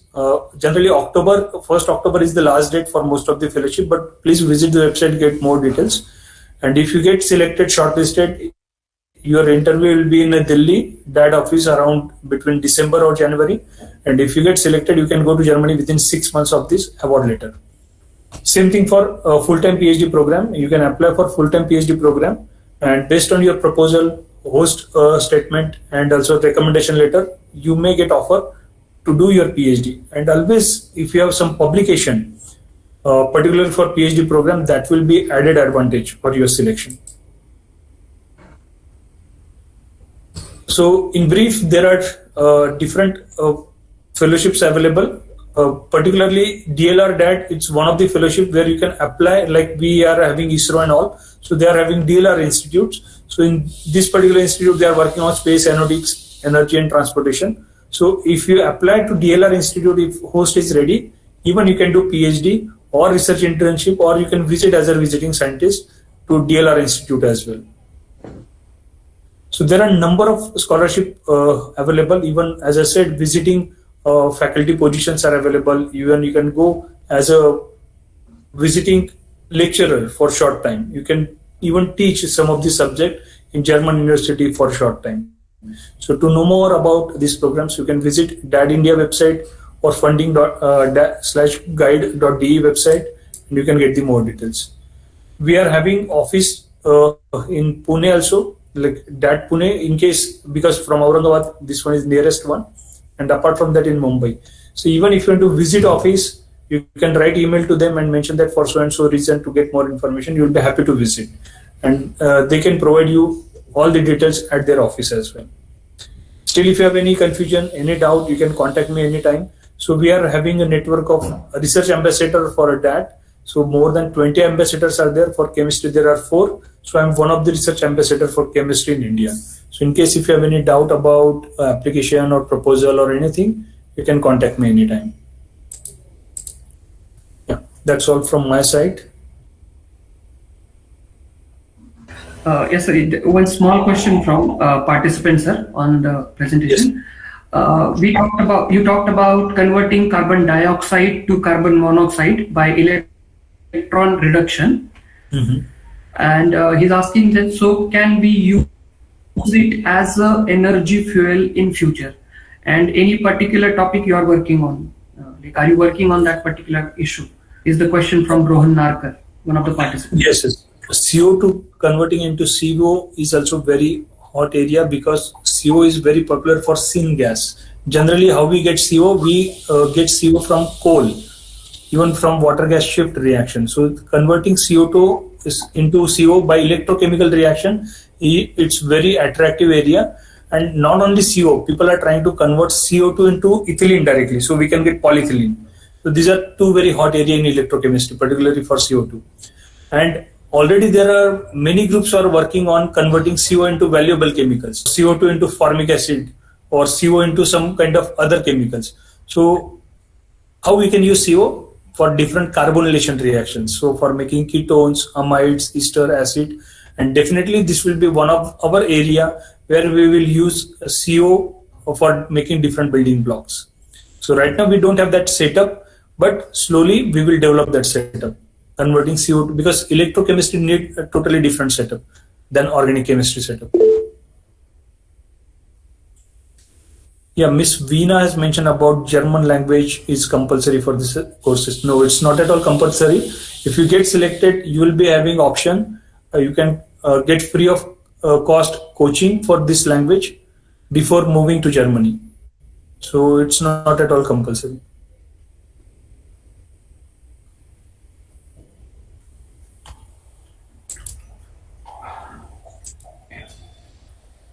Any more questions from participant?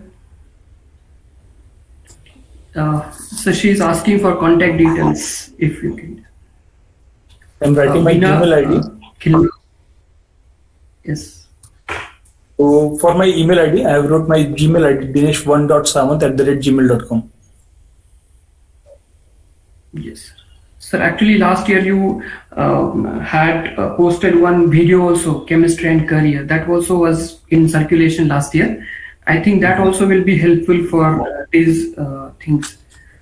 With your kind permission, can we share with our participants? Yes, definitely.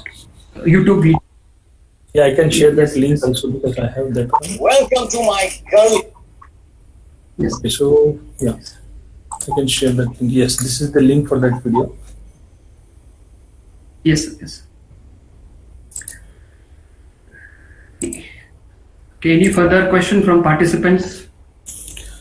And particularly for students, I would like to suggest because of this COVID, most of the students were not able to do their practicals. So they may be having some difficulties when they start actual job in industry or they start work for their master or PhD projects. So try to do some internship during this time. Once this situation is normal, try to get internship either in IIT, ICERS or maybe in industry. That's very, very important. Even nowadays, like there are many online training programs available, try to complete that. So, but apart from that, you also need like some kind of actual practical knowledge. So internship is the best way to get the practical knowledge. So please do apply for different internship program in IIT, ICERS, CSR institutes. And apart from that, there is one program, NIUS. So this is conducted by Homi Bhabha Center for Science and Educational Research, Mumbai. So they conduct this program for 50 candidates all over the India. Second is a summer research internship program by science academies. So here you have to apply, and if you get selected, your proposal gets selected, you can do internship in the suggested institute. So like that, try to find out more and more program and try to do internship.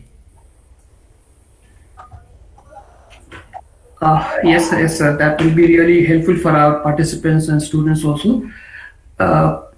If no further question, can we proceed for the next segment of the conference? Yeah, thank you, sir. Thank you very much for giving me this opportunity. My best wishes for this conference, and many thankful to Principal Sir again, and even for HOD Sir, Thorat Sir, as well as Ajay Kumar Sir for giving this opportunity to interact with young minds and to share my thoughts on advanced material and its application in research and industry. Thank you very much, sir. So just 2 minutes, sir. I would like to ask Dr. Shantalata Shanbhag Madam to propose vote of thanks. Shanbhag Madam, over to you.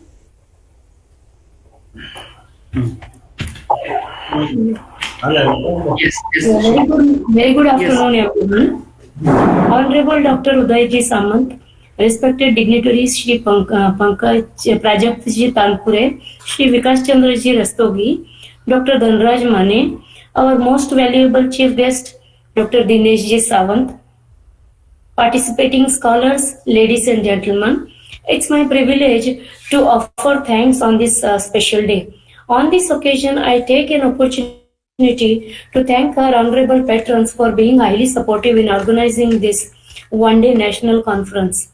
I thank our chief guest, Dr. Dineshji Sawant from NCL Pune, for taking out his precious time to preside during this session. Indeed, the session was very informative and futuristic. Sir, you guided us on various innovative, reusable and non-toxic energy resources like liquid hydrogen, nitrogen-doped graph enzymes. Sir, I also thank you for giving guidance for young scientists for exploring their future.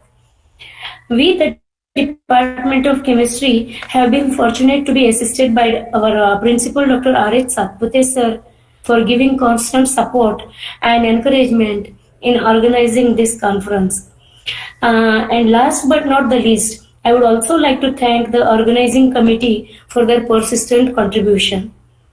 On behalf of the chairperson of the session of inaugural function, I announce the inaugural function is over, and I request participants to continue with the technical session ahead. Thank you once again. Thank you, madam. Thank you, Mr. Thankful to all. Thank you. Yes, thank you. Thank you. Gandhi sir, please proceed technical session.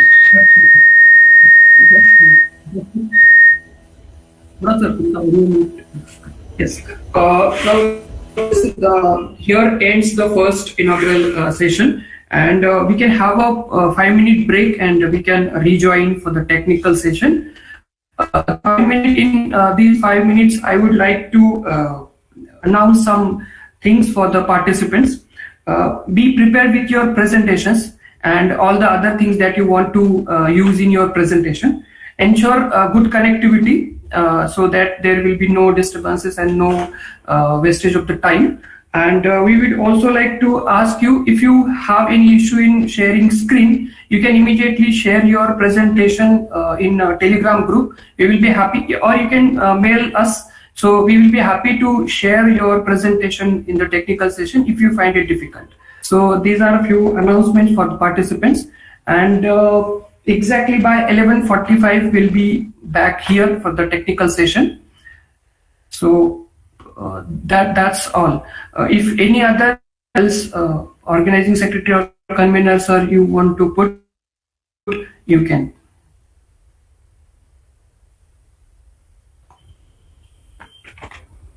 Thora sir, any announcement? No, sir. Now I request the participant, Borade sir, please chair the session. And So we are going to have a 5-minute break, no? Okay, after 5 minutes, then we join. okay. Yes, those participants who are in queue, no, they will be prepared with their presentation. We are going to join. Yes. Sorry, sir. Just a little miscommunication. Yes.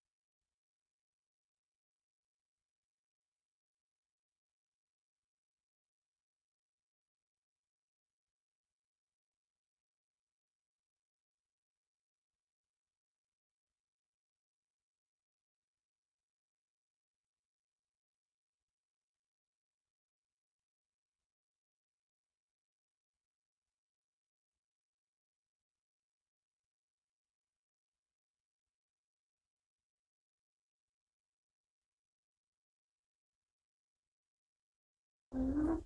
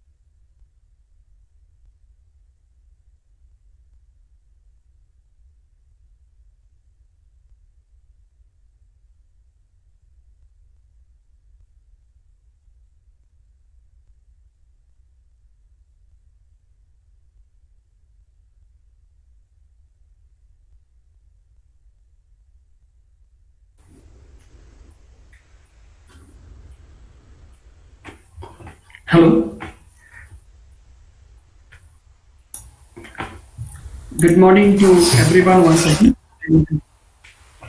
On behalf of Government College of Arts and Science, Aurangabad, I welcome you all again in the first technical session.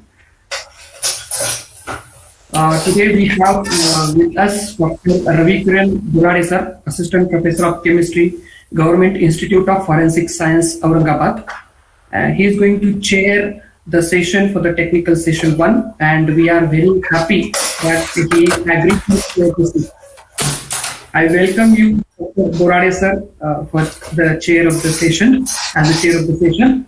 And I would like to ask participants to do their presentation. And Thank you, Ajay Kumar. as we already know, yes sir, yes sir.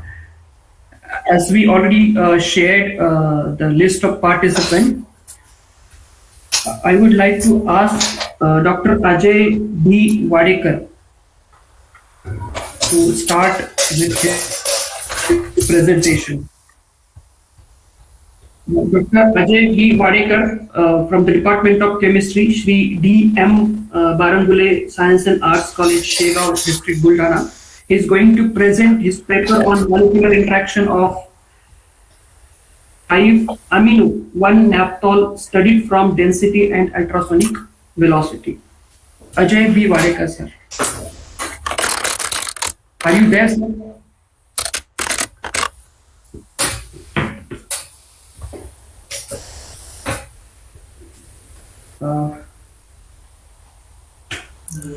Next. Yes. Next, Ajay B. Gode, sir. Are you there, sir? Ajay B. Gole.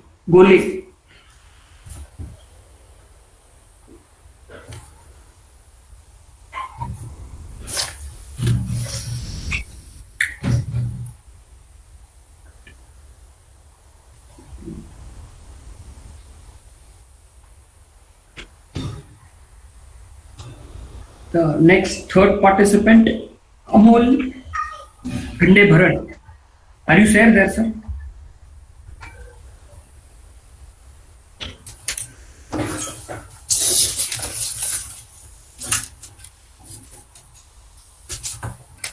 Can we wait for another 2 minutes? Let other participants join.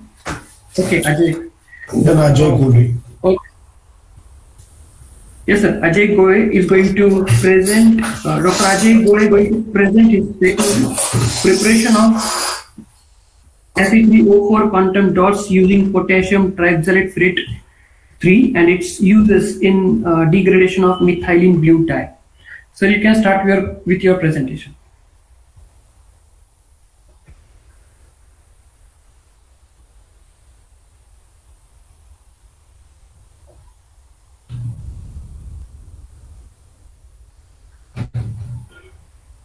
Dr. Ajay sir, can you hear us?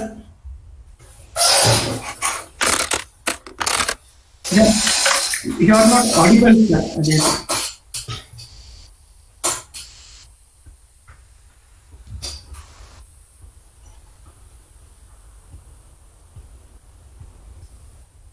Ajay Goel sir, start your presentation.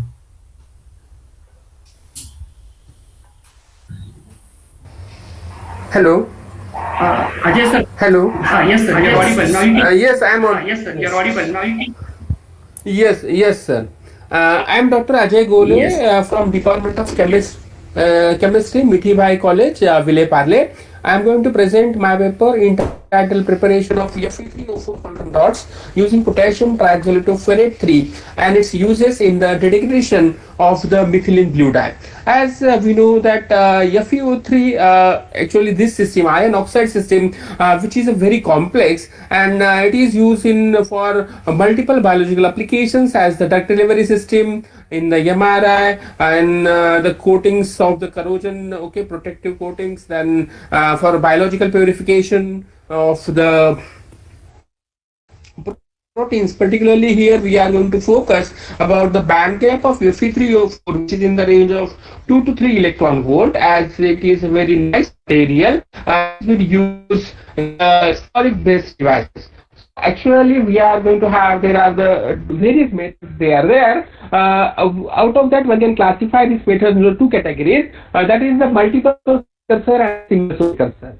So there are the advantage of the single source precursor, that whatever the complex that prepared, actually that can be just utilized to prepare the nanomaterials, as one can have to control the low toxicity. It is going to have the clean decomposition and the high purity of the material which has been there. As we know that methylene blue, which is going to have the various biological uses, also it is the dye. So actually when we go for the disorders in the hemoglobin, actually we are going to use the methylene blue, then to treat the poisoning of the cyanide, nitrates, and the carbon monoxide. Also during operations to tissue staining, then it is also used as the anti-malarial drug. To treat the Alzheimer disorders, one can use the methylene blue. Also it is used as the biological stain. It is also used as optical probe. So actually when we are going to have all these dyes, they are there. If we are going to elute all these dye directly into your sewage, they are going to create the problems, and they are going to just pollute more. These are the toxic effects to the human being. Actually we are going to create the difficulty in the breathing, swelling on the various parts of our body, that is the face, lips, tongues, throat. Also it is going to cause the weakness and all that.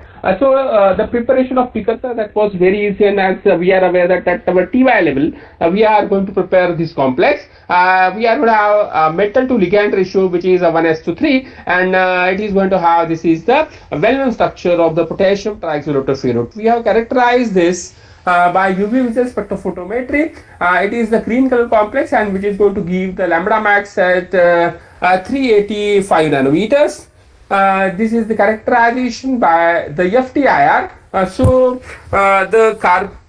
carbonyl peak at 1669, the carbon oxygen stretching frequency at 1227, and actually iron and oxygen stretching frequency at 4-5 centimeter inverse, which indicates that the formation of the complex which has been there. So actually we have used the horizontal furnace, and we have take this precursor in the 50 milligram of the quantity in a quartz tube, and under your normal air atmosphere we have just set the two temperatures, that is 450 and 470. We have annealed this prepared material for again for 2 hours at the same temperature, and furnace is cooled to the room temperature again.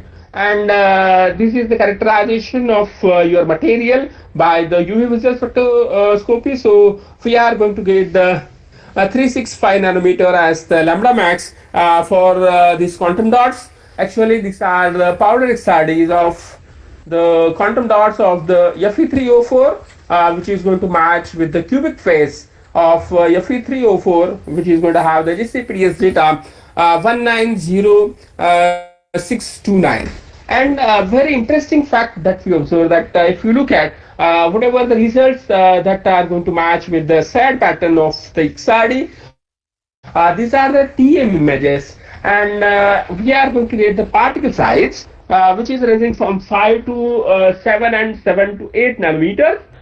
Particularly, I am going to focus about the nanoparticles that are prepared at 470 degrees Celsius. If you look at the nanoparticles quantum dots, they are prepared at 450. They are going to have the magnetic property, so they are going to have affinity, okay, that magnet. And if you just look at only if you change the temperature of pyrolysis by 20 degree, we are going to get the non-magnetic material. So it is a very interesting application. If you just check your quantum dots which are prepared at 450 nanometer, they are not going to have any application as the dye degradation, but at 470 we are going to get the they are going to have very nice application. So first we have prepared the 100 ppm solution, and from that we have prepared the different concentrations. So actually by a simple handshaking method, okay, actually for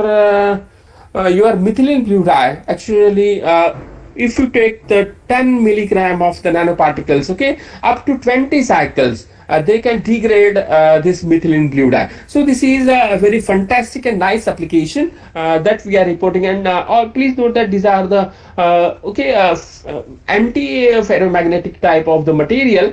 A little bit magnetic study which is remaining, and this is the actually chart which is going to show us that up to 20 cycles, whatever we have studied up till yet, for 1 ppm, 2 ppm, 3 ppm, it is going to give the result for 20 cycles. After handshaking for 10 minutes, we are going to get the degradation of the dye, and after centrifugation, one can just decant the your supernatant solution, and one can carry on again your nanoparticles that can be used. Not only that, also we have used another method, that is by using sonication. Also we require the same time.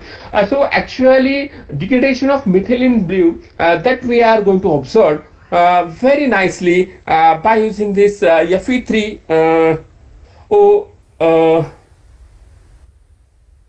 nanoparticles.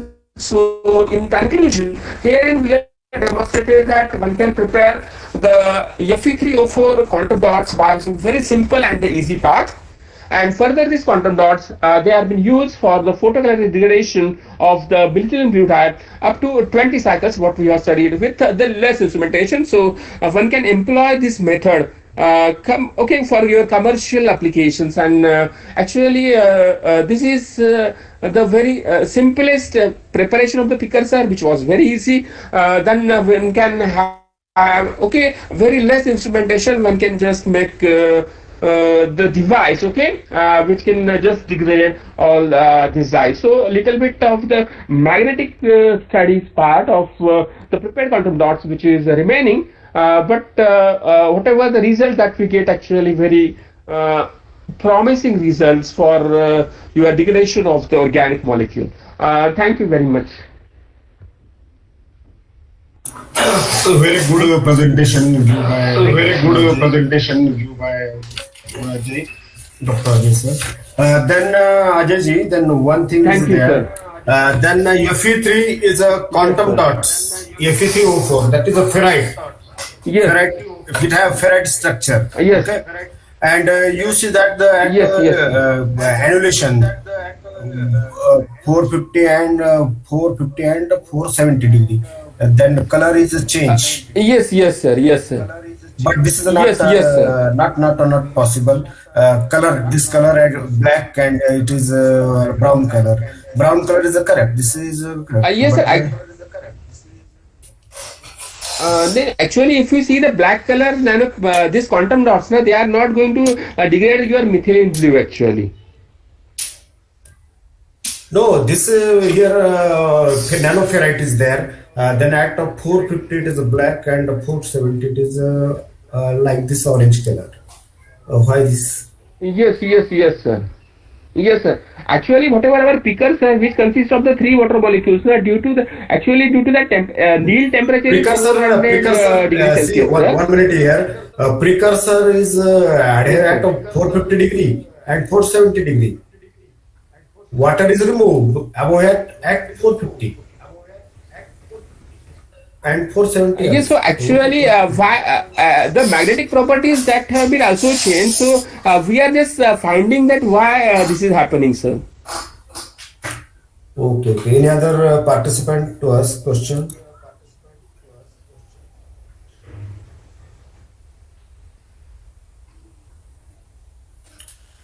Any other participant? Please ask.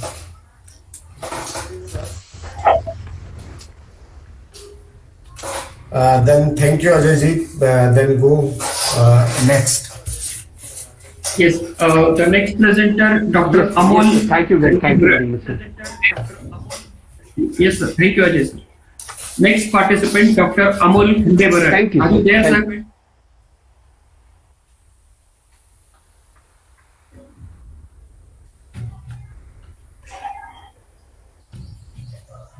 Please, all the participants keep eye on chat box also. I am putting their name of the participant who is going to present next. Then after Amol Khandebarat, sir, Ashwini Patil, madam. Are you there, madam? Yes, I am going to present Uday Lal for Yes, sir. Ashwini Patil. Yes, sir. You can start with, sir. Yes, sir. Okay. I am going to share my screen.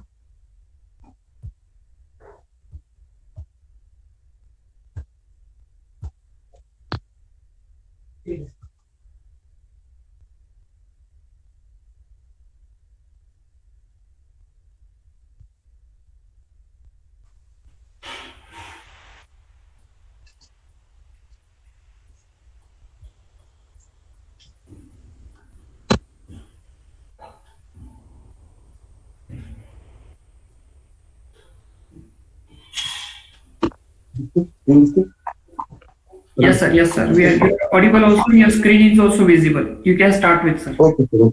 Okay, sir. Okay, sir. Good afternoon to all. Myself, Dr. Uday Pilar, working as an assistant professor in Yashwantrao Chavan College of Science, Karad. I am going to present synthesis of diethyl carbonate using urea and ethanol over MgMnAl mixed metal oxide. In tune with our previous research, we were going to develop a new catalyst for development of new synthetic methodologies. First, I would like to make your attention towards 2 molecules, that is diethyl carbonate and dimethyl carbonate, due to its applications as pharmaceutical solvent, as a green solvent, that is the replacement of some toxic substance such as phosgene, dimethyl sulfate and alkyl halide in carbonylation and alkaline reactions, and an electrolyte in lithium ion batteries. Next application is an ideal additive of gasoline due to its higher oxygen content and favorable fuel or water distribution coefficient with negligible environmental pollution. And both of these components, that is diethyl carbonate and dimethyl carbonate, are biodegradable compound. Now our attention is to develop a easier or the simplest green route to develop synthetic methodology for synthesis of dimethyl carbonate. Diethyl carbonate can be synthesized via several routes such as phosgenation of ethanol, oxidative carbonylation of ethanol, transesterification of organic carbonates, and ethanolysis of urea. We focus on the last methodology, that is ethanolysis of urea, rather than previous 3 tedious methods. In this method of ethanolysis of urea, 2 molecules of ethanol gets reacted with 1 molecule of urea in the presence of suitable catalyst to give diethyl carbonate as well as ethyl carbamate and 2 molecules of ammonia. In this reaction or in this ethanolysis of urea, it is promising due to cost effectiveness, mild reaction conditions, safe operations, and indirect utilization of CO2, such as the byproduct ammonia can be recycled and further reacts with CO2 to produce urea. At this stage, we summarize that methodology is simple but needs to develop an efficient catalyst. Hence, we focused on development of catalyst. Catalyst used still now, various but limited catalyst has been used, such as zinc oxide, calcium oxide, lead oxide, zirconium oxide, titanium oxide, stannous oxide, magnesium oxide, alumina, lanthanum oxide, and last, magnesium, zinc, and aluminum mixed metal oxide. But all these catalysts has suffered from various consequences, such as dissolution of solid catalyst during the reaction is very tedious, high cost of the catalyst, less effectiveness of that catalyst, hazardous catalyst, use of high temperature for the reaction, and mixing of 2 or more catalysts. Hence, it is in need to develop an efficient catalyst for this reaction. Here, I would like to put on record very interesting thing observed in the chapter 12 of Dekker Encyclopedia of Nanoscience and Nanotechnology, that author Pramesh N. Kapoor in his article Mixed Metal Oxide Nanoparticle gives a key point in synergistic catalyst, that is acid-base dual behavior of the catalyst.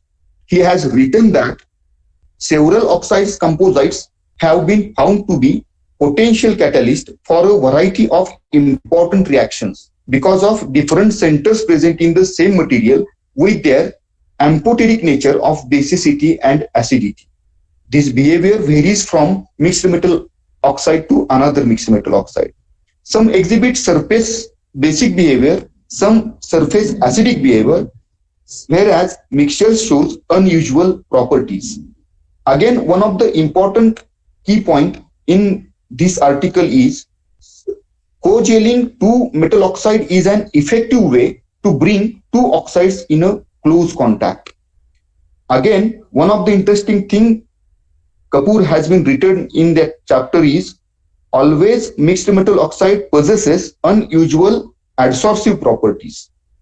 Keeping in mind synergistic behavior of mixed metal oxide, we have planned to develop magnesium, manganese, and aluminium mixed metal oxide.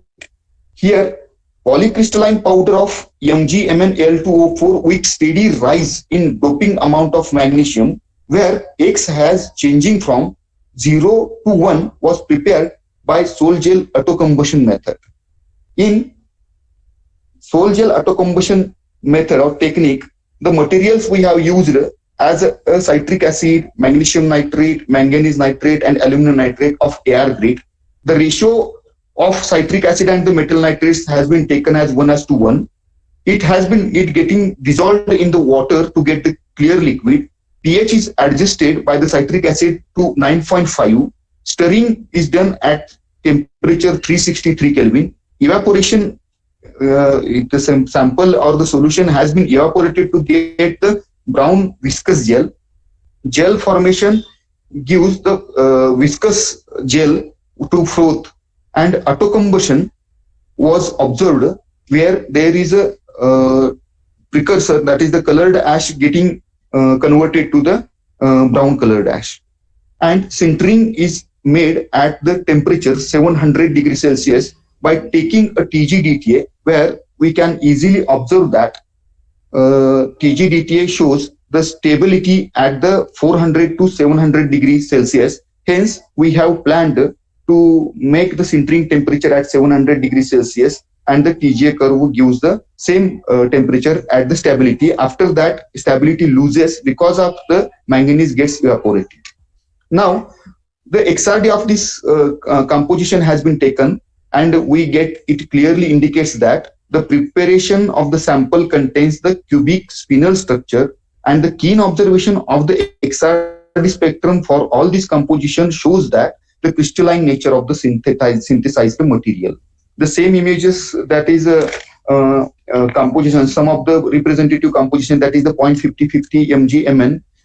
For that, the same images have been taken here, and it also shows that the grain size it is in nanometer scale. Again, the catalytic performance of these 5 compositions have been studied, and it was observed that the formation of ethyl carbamate and diethyl carbamate for each of the composition has been changed, and for the preparation of diethyl carbamate, the composition of 0.50 magnesium and manganese shows the 39%, that is the maximum percentage of the yield of diethyl carbonate has been observed for the magnesium and manganese 0.50 percentage. This is graphically represented here. We get very good catalytic activity of MgMn 0.50, and hence the methodology is very secure and very fine for the synthesis of diethyl carbonate. In the conclusion, acid-base magnesium manganese aluminum mixed metal oxide were successfully synthesized via Sol gel method. The obtained MgMn Al2O4 MMO mixed metal oxide catalyst are evaluated by the ethanolysis of urea reaction to produce diethyl carbonate, and the sample MgMn Al2O4 MMO mixed metal oxide demonstrates the largest diethyl carbonate yield up to 39%. Thank you. Very good presentation given by Uday Lad. Okay, he prepared a number of mixed metal oxide catalysts. Yes, sir. Okay. But we have much more scope about increasing yields. It Yes, shows sir. a maximum 50% for 0.5 Mg.5 Mn and Al2O4. Okay. Yes, Then here a lot of scope to increase yield. Then any question? And a very good concept we elaborated here, that mixed metal oxide it act as amphoteric nature. Sometimes it behave as acid catalyst, sometimes it behave as base Yes. catalyst. Yes. Both behavior, amphoteric behavior of catalyst is there. I also working in the same nanocatalysis Okay. topic. Then anyone may ask question. Any question from participant?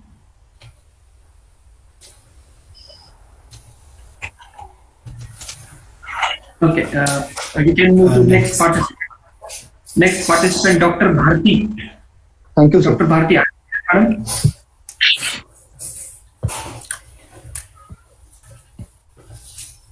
Lars, sir, you can stop your Yes. presentation. Dr. Bharti. No, next participant, Dr. D.N. Pansare. Dr. Pansare, are you there, sir?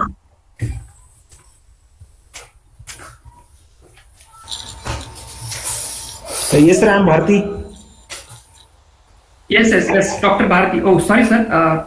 Dr. Bharti, you can start with your presentation, sir. Yes, sir. Sorry. Just a minute, sir. Please, participant, keep eye on chat box, because I am putting their message and putting their name of the participant who is going to present next. So you will be ready with, and whenever you are called for the presentation, you will be immediately able to join. So keep eye on chat section. Thank you, sir. You can start with your presentation. Yes, sir. Yes. I also requested to participant, please put your question on chat box. Then discussion is very fruitful going on. Yes. Is it visible, sir? Yes, sir. Yes, sir. Your screen is visible. Now we just need to share the screen. Yes, sir.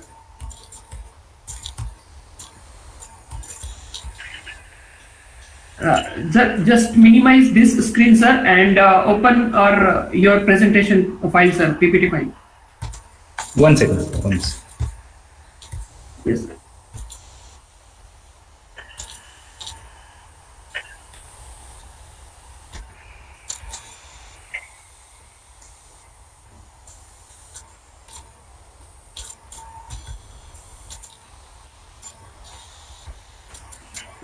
Actually, you stopped your sharing, sir.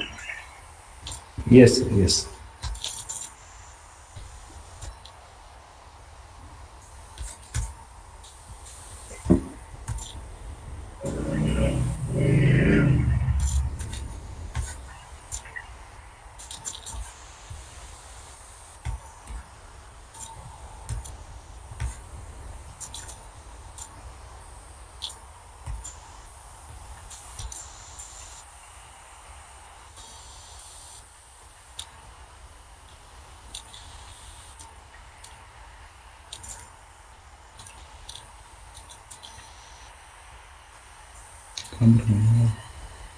Yes, sir. Yes, sir. Your screen is visible now. So PPT is visible, sir? PowerPoint presentation. Yeah, yes, sir. No, no. It is not visible. Just your Google page is visible. Gmeet page is visible only. You just minimize this and open your presentation, sir. That will automatically get presented here. Yes, sir. Now it's Yes, sir. Now, yes, sir. You can. Yes, sir. Yes, sir. You can start. okay, sir.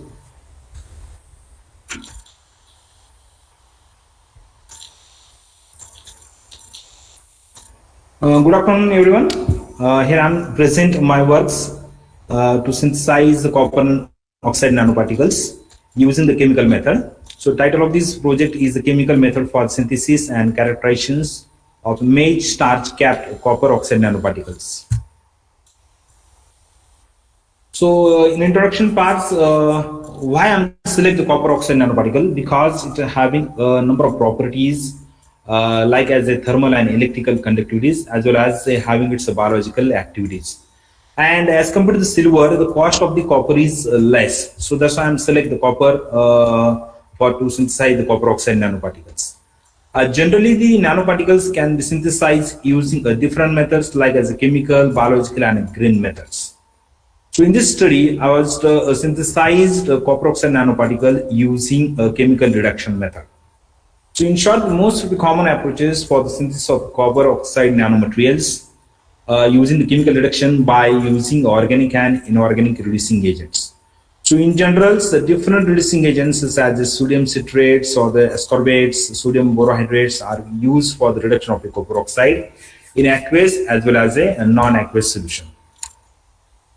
So in short, will be used copper sulfate, sodium hydroxide, sodium borohydrates, and then hydrosoluble, hydrolyzable maize starch powder.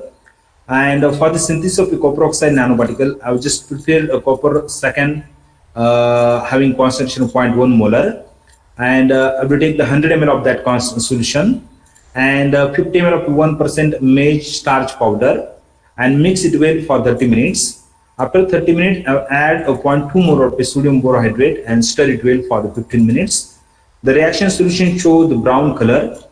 And after that, I continue this stirring for the 2 hours after the addition of a 40 ml of 0.1 normal sodium hydroxide. And after the 2 hours, the brown color is converted into dark brownish color. That will be its visualizations of the formation of a copper oxide nanoparticles.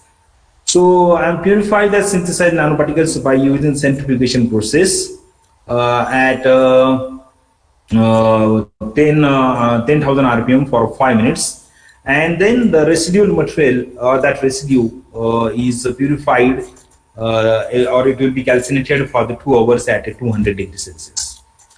So for the characterizations, I will be use UV visible spectroscopy, FTIR, SAM, EDAX, and XRD for the characterizations of the synthesized nanoparticles. So in a picture, I have to easily say that the copper solutions having first stage, the solution, the color of the solution is blue, and after these additions or after the complete process or after the synthesis of the copper oxide nanoparticle, the color it will be changed as a dark brownish color. And I can use the UV visible spectroscopic techniques to identify the surface plasma resonance, that is in short is called as the SPR, and using the UV visual spectroscopy I can find that, okay, SPR. So it is approximately, it shows the SPR value is approximately 2 nanometers, and the band gap value of a synthesized nanoparticles approximately 2.74 electron volt. The FTIR spectroscopy shows the different types of a function group that will be attached to these copper oxide nanoparticles, and it shows the peaks around 3,782.82 centimeter inverse.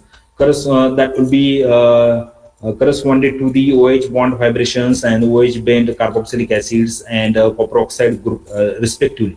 So 849.21 centimeter inverse, that peak shows the metal oxygen group or the metal oxygen bond.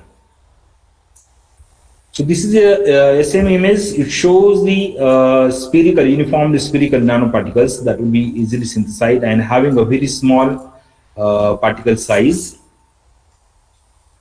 Using the EDAX, you have to identify the metal composition, elemental compositions.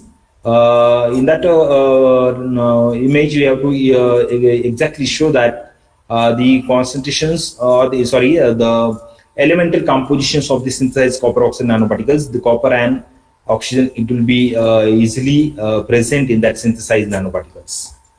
So this is XRD spectra of synthesized nanoparticles.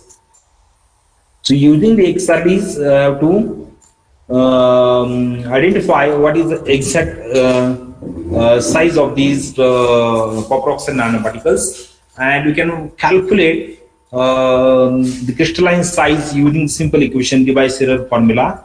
D is equal to 0.9 lambda divided by beta into cos theta, and I can find or I can calculate the particle size is approximately 17.87 nanometers. So all these information is given in these slides. 2 theta is approximately 37.09, beta is equal to 0.4687. So if the beta is we can easily calculate using the simple equation, and it is known as a full width half maximum. Lambda for the lambda is constant is equal to 1.54 angstrom, and using these values I can calculate crystalline size of the copper oxide nanoparticle. It's approximately 17.87 nanometer. So with the help of these PIC indexing, I can match this data with the GCPDS file number, or this data is matched with the GCPDS file, and the phase is FCC type of structure of synthesized copper oxide nanoparticles.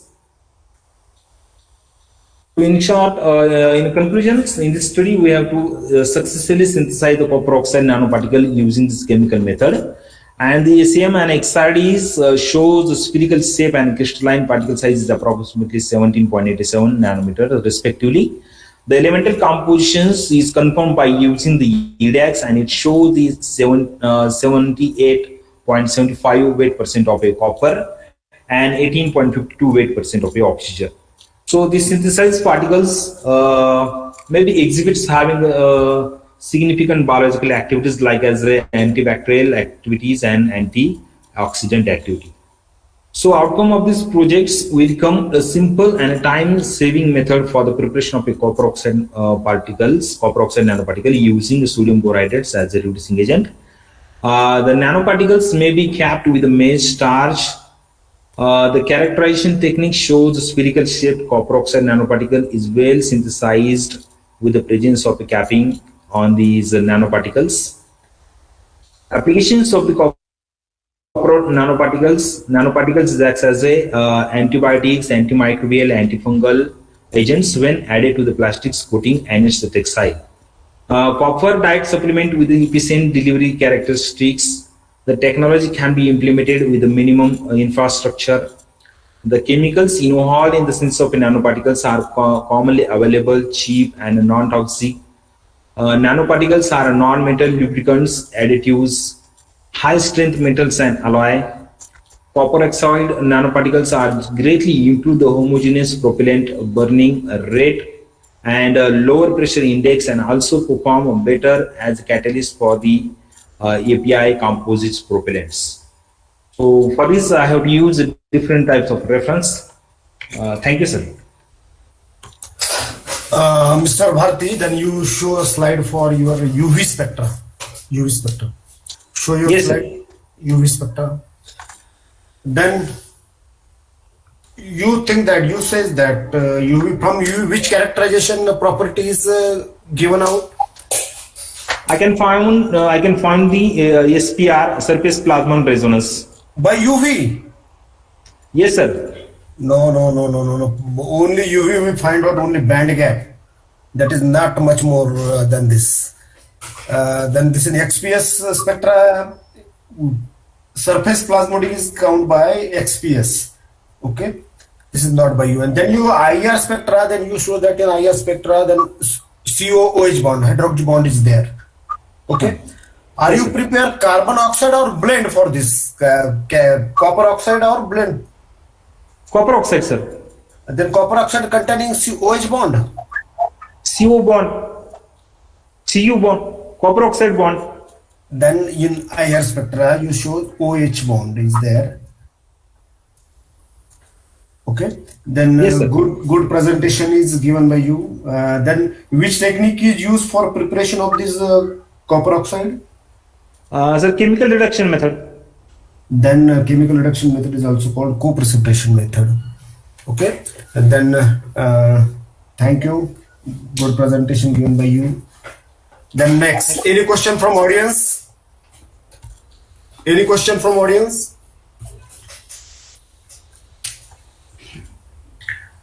Okay, I guess no questions from participants, sir. Next presenter, Dr. Pansare. Dr. Pansare, are you there?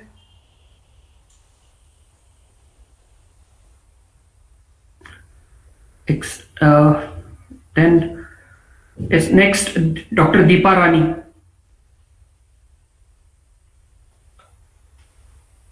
Dr. Deepa Rani, are you there?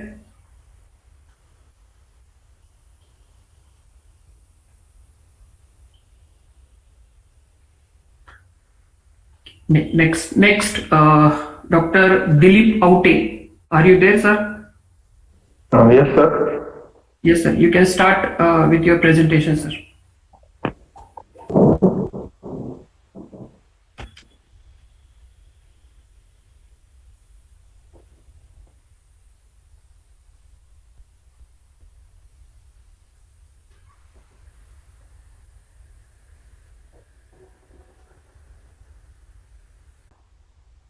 Yes. Hello. Yes. Yes, sir. Your screen is visible. Good afternoon, all. I'm Mr. Deepak. I currently pursue my PhD degree. Today's presentation on alumni the polyborate catalyzed green and efficient protocol for synthesis of 3,4-dihydropyrano 3,2C chromines under aqueous conditions for the National Conference in Chemistry under the guidance of Dr. Anil Gadve sir. Multi-component reactions, effect of solvent, temperature and catalyst, synthetic organic chemistry and current to the purification technique. So the homogeneous and heterogeneous catalysis. Today's my catalyst alumni the polyborate from the previously literature data. Alumni the polyborate, the homogeneous catalyst and undergoes the number of applications in the multi-component synthesis. According to the literature survey, one paper from Dr. Ganesh Chaturvedi from the ICT is on alumni to polyborate, and then I currently choose the topic. This polyborate supported catalyst is used in the multi-component synthesis in research methodological point of view. Aims and objectives of today's research article is a green approach to develop eco-friendly protocol in multi-component synthesis, mild reaction condition to choose shorter reaction time, high yield condition, easy to work up, recyclability of the catalyst, reproducibility of result to develop operational simplicity for synthesis of various compounds, catalyst to develop analog having application in medicinal and drug chemistry, to enhance the yield of product using biogenic route to establish new synthetic method, enhance the scaling methodology. Preparation of catalyst is commercially easily available material. Boric acid is heat for the 2 hours in the 200 degrees Celsius. The loss of water molecule, then formation of polyborate compound, and polyborate is the important core and react with the AlCl3 in presence of toluene or different solvent. Then formation of aluminized polyborate, and this is the complete representation of the polyborate is formed. Different techniques.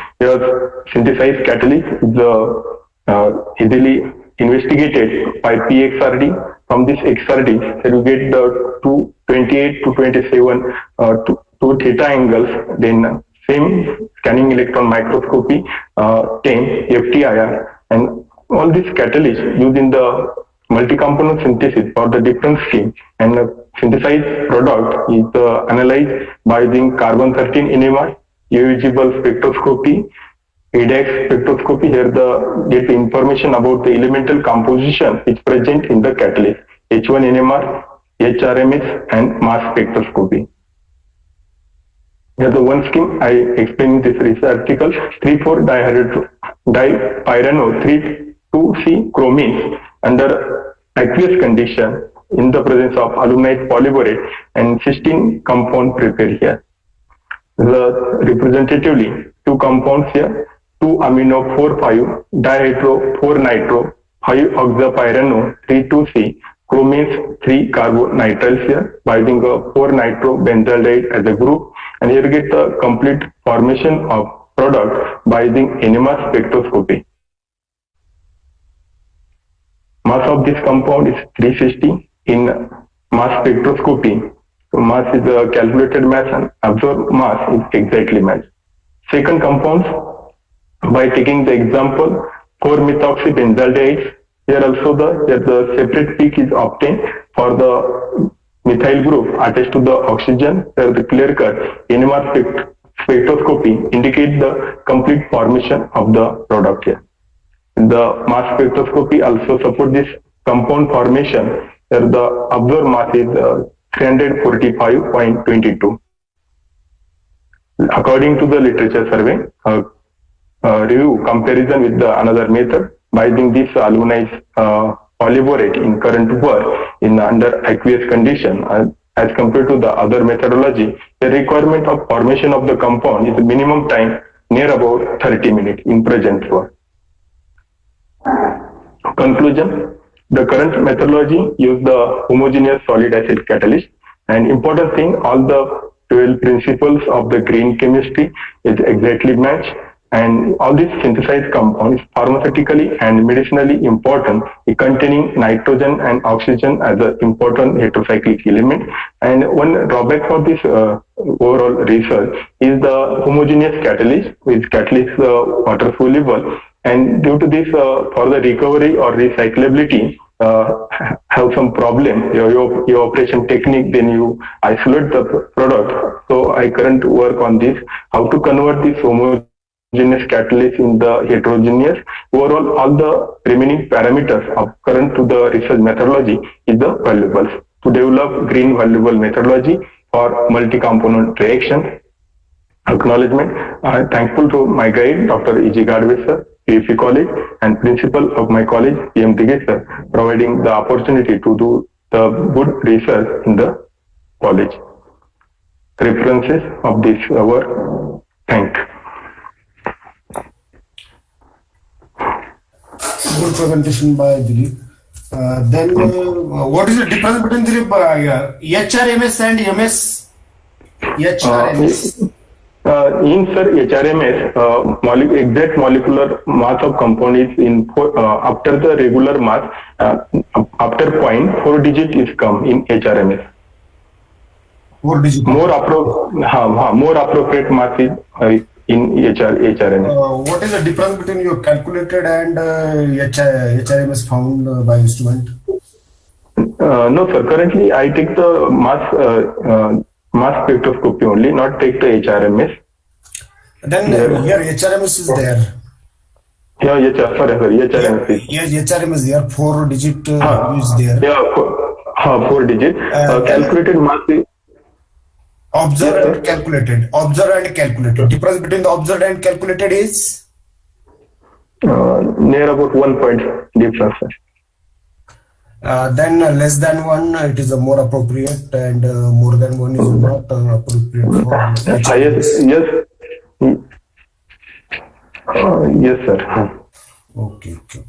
Then any question from audience? Sir, one question is there. Yes sir. During the reaction you used water and your aluminum polyborate. Will it undergo hydrolysis reaction and get rid of some boric acid molecules? No, sir. Currently, overall complex inorganic material is water soluble. That is one point in the drawback I say. It's a homogeneous catalyst. Currently, I'm doing on the research on this point, how to convert this homogeneous in the heterogeneous one. I try for this reaction in aqueous condition. This is the one drawback here. Then Shinde sir raise one very good question is there. Then again the water used as a solvent. Then here polyborate. Again polyborate may be degrade to correspond to starting materials. Okay, and you said that this is a homogeneous. Okay, homogeneous. Yes. Homogeneous means it is a soluble. It is a dissolve. Yes. You know. Yes. Yes. That is not recover, not reuse. After evaporation, collect the material, then you isolate this. Yeah, very tedious procedure. Okay. Yes. Then next. Next. No question. Thank you. Next, Dr. Pansare. Good morning. I am Deepa Rani. I'm going myself. I'm sharing my screen. Yes. Okay. You can. Okay, madam. Go ahead. You. Thank you.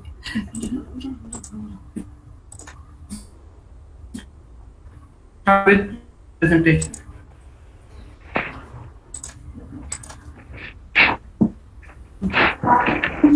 Yes, I am Deepa Rani, student of IPI College, Sudeshwari, Mumbai. My research, I am presenting research paper whose title is Synthesis. Just a minute, madam. Dilip Aute, sir, please mute yourself. Yes. Go ahead, madam. Go ahead. Okay, thank you. Today I am presenting my research paper whose title is Synthesis, Characterization and Study of Anti-Tuberculosis Activity of Substituted Aryl Oxyacetohydrazones.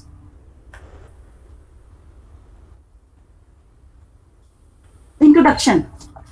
Madam, make your full screen. Okay.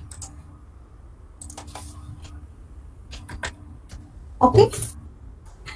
Since the introduction, since the last decades, there has been evolution of multi-drug resistant MDR-TB and extensive drug resistant tuberculosis XDR-TB cases all over the world. So nowadays there is a search and development of potent, less toxic and effective antibacterial agents become more and more important. Azomethine group containing compound hydrazone hydroxides, also known as SCIF base, have attracted considerable attention due to their potential biological and industrial application. The versatile linker of hydrazide hydrazone is highly accountable for a variety of pharmacological action like analgesics, anti-cancer, anti-inflammatory, anti-convulsant, anti-tuberculosis, etc. Preparation of substituted aryl oxyacetohydrazones. For the synthesis of substituted hydrogens, we have taken equimolar quantity of phenyl acetohydrazides to compound and substituted aldehyde 1A2J in ethanol solvent containing catalytic amount of acetic acid. Then we stir this mixture in 2 neck brown bottom flasks at room temperature till the completion of reaction, which is checked by TLC. We filter the product and wash it with cold alcohol. We characterize all the 10 final products by spectral analysis, that is by NMR and FTIR, the chemical yield, reaction time, melting point, and other physical properties of the products were recorded as shown in the table in the right hand side.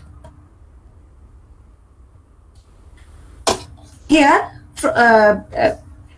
I am presenting a NMR spectra of compound 3A.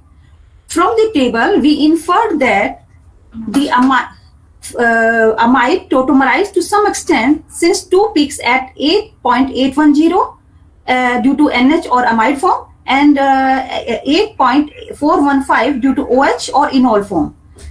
Next is the imine proton represents singlet at delta 8.221. CH2 group adjacent to carbonyl group, that is CH2CO, shows singlet at 4.090. CH2O proton shows singlet at delta 5.215. Proton at aromatic ring shows doublet, multiplet, and double doublet at 7.952, 7.481 to 7.210, and 7.080 to 6.974 respectively due to different environment of proton in two phenyl rings. Here is a spectral detail of all the 10 substituted aryl oxy acetohydrogens are given. Anti-tuberculosis MIC study of hydrogens synthesized. Microplate LMR blue assay MEBA is highly recommended for the assessment of anti-tuberculosis activity of any drug synthesized against Mycobacterium tuberculosis. This method is non-toxic, non-complicated, and easily accessible. The final product compound concentration tested were 102.2 microgram per ml. A blue color in the well is interpreted as no bacterial growth or sensitive to drug, and pink color means bacterial growth or resistant to drug. The MIC is defined as lowest drug concentration, which prevent the color of the solution from blue to pink. The standard drug used for references are ciprofloxacin, pyranogymide, and streptomycin. Standard strain used is Mycobacteria tuberculosis, that is vaccine strain S37RV strain, whose ATCC number is 27294. The MIC value of all the 10 compounds from 3A to 3J against H37RV strain is given below in the table. Conclusion. We have synthesized 10 substituted aryl oxy acetohydrogen through a set of reaction from acid hydroxides. All newly synthesized compounds are characterized by UV, FTIR, and NMR spectroscopy. All the newly 10 synthesized hydrogens were tested against anti-tuberculosis activity by MABA method. Out of all the compounds synthesized, 3A, 3B, 3F, and 3G shows good MIC values. Here it is here are some references which I took for literature survey to carry out my research work ahead. Here it is acknowledgement. I am thankful to my research guide, Dr. Yamgar sir, for their precious guidance. We devote deep gratitude towards B.R. Thorat sir for support and guidance. I would like to thank organizers of Advanced Material and Research and Industry for giving opportunity to present my research work to society. I would like to thank my research colleagues, especially Vijay Disila sir and Sangeeta Jinje ma'am, for their kind and generous help. Thank you everybody. Good presentation by Deepa and madam. Madam, where you carried out the anti-tuberculosis activities? Yeah, pardon, sir? Where you carried out anti-tuberculosis activities? Yes, this is from Belegaon, from Belegaon. It is in the south. Which institute then it carried out anti-tuberculosis activities? I am giving the detail of this one, please. Then it is a total synthetic work, okay. But traditional catalyst and used, that is acetic acid. Yes. Okay. Yes, then sir. it may be use new catalyst, separable catalyst. Yes, sir. Heterogeneous catalyst may be used. Then any question from audience? This is means from Department of Molecular Biology and Immunology, Maratha Mandal's NGH Institute of Dental Science and Research Center, Boxide Road, Belegaon, Karnataka, India. Okay. Then any question from audience? Any questions? Then go next. Okay, thank you. Gandhi sir, go to next. Yes, sir. Dr. Pansare, this is second call to you. Are you there, sir? No. The next presenter, Dr. D.D. Patil. Are you there, sir? Dr. D.D. Patil. Next, Dr. D.H. Bhosle, sir. Are you there, sir? Yes, sir. This is Dinesh Bhosle, sir. This is. Yes, sir. You can start. You can share screen. You can start with your presentation, sir. Okay, sir.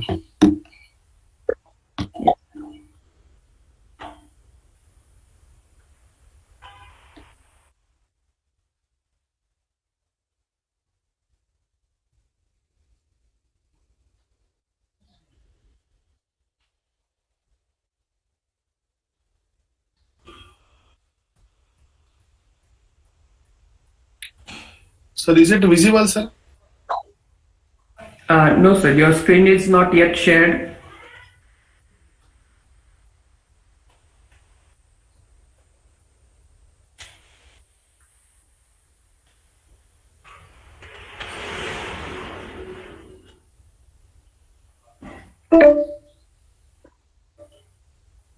Sir, is it shared now? No.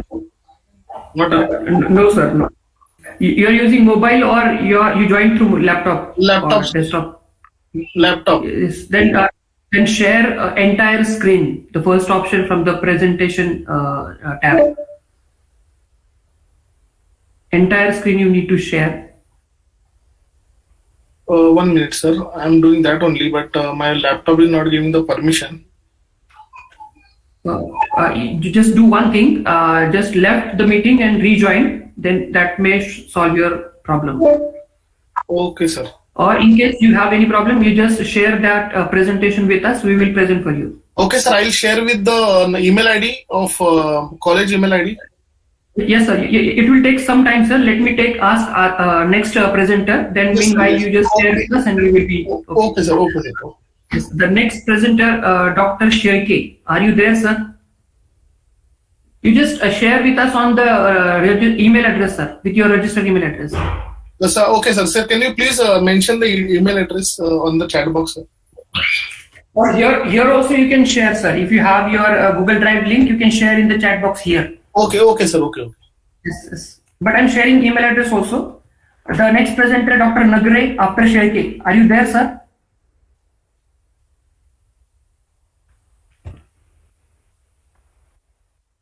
Or simply, Dinesh sir, you can share on Telegram. We will do it for you then.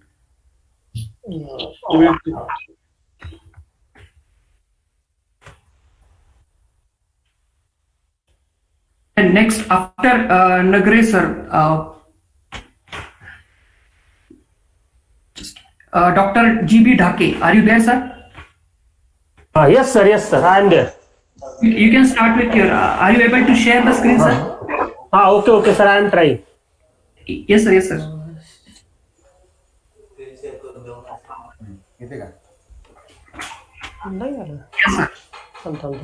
WhatsApp वर आहे हो. थांबा share screen कुठे तुम्ही share केली ना चला तुमची शेअर कुठे झालंय थांबा एक व्हॉट्सअपला Yes, sir. Yes. हा ओके ओके थांबा okay sir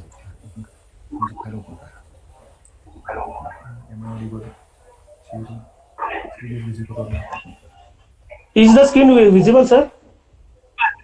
Yeah, yes, sir. Your screen visible and you are audible. You can start with your presentation, sir. Okay, okay, sir. Thank you. Okay, good afternoon to everybody. Myself, GB Dhake, working as an assistant professor in Yashwantrao Chavan College of Science, Karad. Here I am presenting the paper titled Structural and Electrical Properties of Mg Substituted Mn Ferrites by Sol-Gel Method. Okay, now the first slide is of introductions. The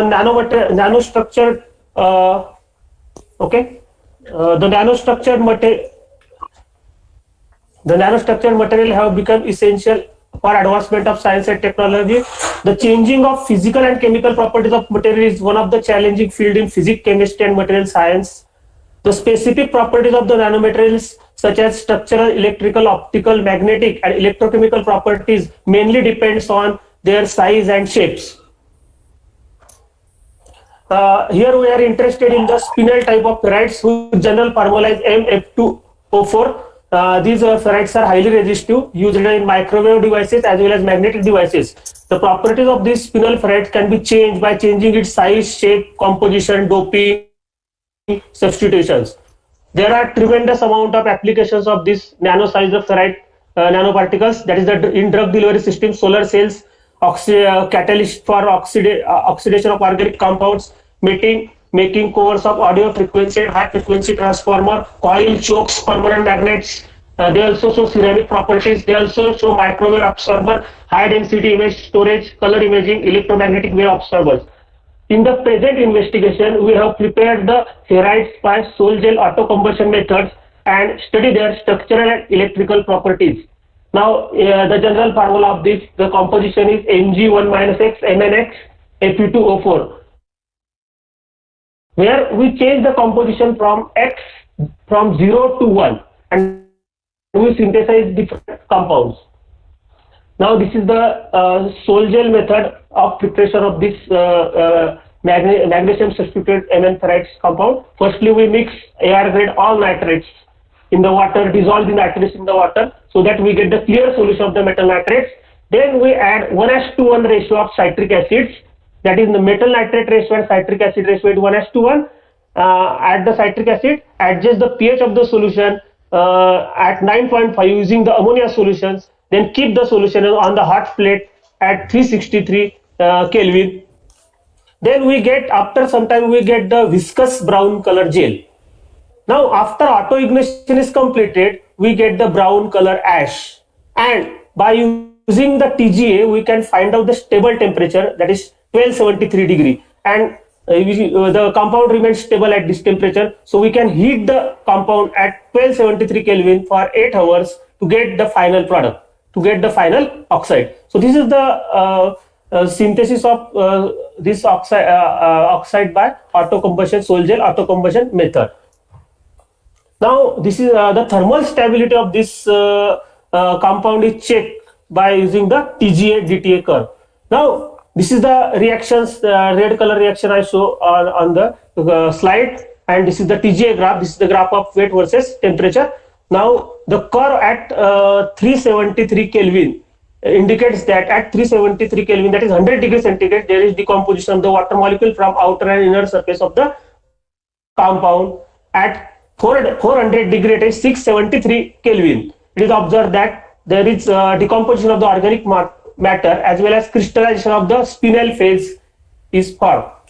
Now at the 1273 degree, there is complete decomposition of all the organic matters and the compound remains stable at this compound, and there is complete formation of the ferrite, spinel ferrite compound at the 1273 Kelvin. Okay, so this is the information about this TGA. Now the next is the XRD study. So the phase composition, that is done by the XRD. Now XRD, from the XRD we get the highest intensity peak, that is 311. Where the 311 stands for the cubic spinel structure. So 311 indicates the structure is the cubic spinel structure. Now it is observed that the crystalline size, which is calculated from the Sketcher's formula, the crystalline size lies between 44 nanometer to 58 nanometer, and it is observed that the crystalline size increases with increasing the manganese content. The X-ray density dx is also increases by increasing the manganese content.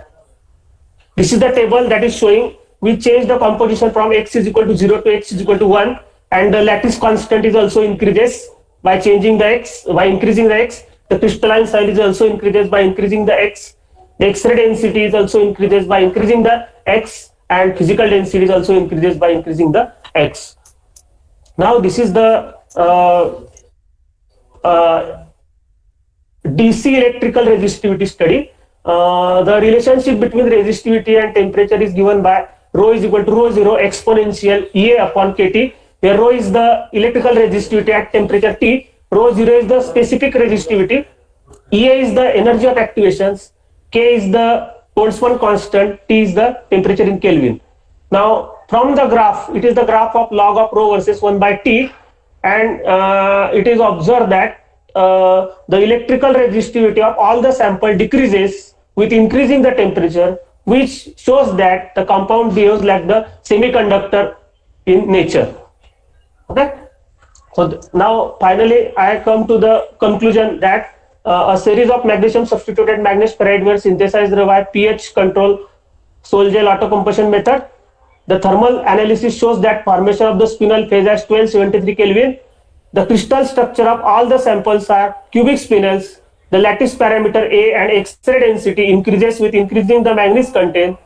The stoichiometry of all the samples were matched and with the calculated one. The electrical resistivity of all the sample decreases with increasing the temperature. These are the references that I refer, and there is a thank you for this. Dake sir, you prepared nanoferrites by Sol-Gel autocombustion method, okay? Yes sir, yes sir. Where you prepared? Which laboratory is used for preparation? Yes sir, sorry sir. कुठं तयार केलं तुम्ही हे ferrite? कुठल्या lab मध्ये? आमच्या lab मध्ये केलं sir. Lab मध्ये तयार केलं सर, वायसी कॉलेजच्या आमच्या Yashwantrao Chavan college. Yashwantrao Chavan college. Okay, okay, okay. Then you display your slide for TGA DTA. TGA DTA. TGA DTA का? Yeah. Okay, okay. Okay. TGA DTA. Yes. Are you visible, sir? Yeah. Yes. Then you prepare this material, mix magnetic manganese ferrite by Sol-Gel autocombustion method. Then you use fuel as citric acid. Citric acid, yes. Okay. Then during this TGA detail shows that elimination of water molecule at 100 degrees Celsius.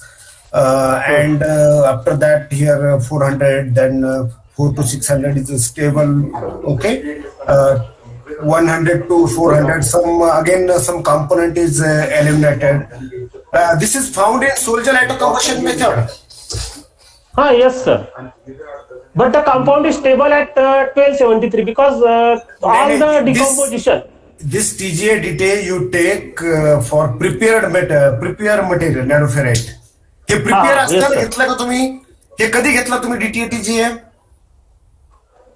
DTA TGA sir नाही prepare असताना नाही sir. आम्ही thermal stability check केली, त्याच्यानंतर आम्ही hit केलं 1273 ला. नाही तुम्ही मला सांगा, हा TGA ग्राफ आहे, तुम्ही कसा घेतला, कधी घेतला? फेराइट तयार झाल्यावर घेतला का? फेराइट तयार झाल्यानंतर नाही घेतला सर. मग कधी घेतला? फेराइट तयार आम्ही सर हे प्रिकर्सर फॉर्म झाला ना आमचा. प्रिकर्सर फॉर्म झाला म्हणजे त्यावेळेला आम्ही तो TGA ग्राफ घेतला आणि त्यानंतर आम्ही ठरवलं की 1273 ला ते कंटिन्यू हिट करायचं, ते स्टेबिलिटी टेम्परेचर मध्ये ते कळालं. तुम्ही सोल्जर ऑटोकंबशन तयार केला हे आणि नंतर सोल्युशन घेतलं, सगळे सोल्युशन मिक्स केले, त्याच्यामध्ये you maintain pH as 9.5 by adding ammonia. Yes. Why 9.5 is added? Why 9.5 pH is maintained? Because the compound is the basic condition required for this compound. Something is prompted to you. Basic condition. Okay. But I think that after in Sol-Gel autocombustion method, citric acid have high heat of combustion value. That's why after formation of this ferrite by Sol-Gel combustion, then you get ready compound, because near about after combustion it achieve temperature near about 600 to 700 degree.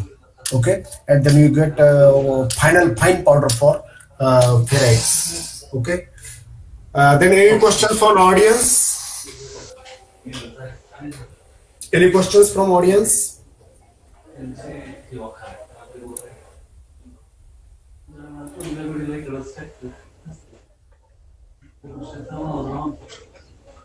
Okay, sir. Thank you, sir. Thank you.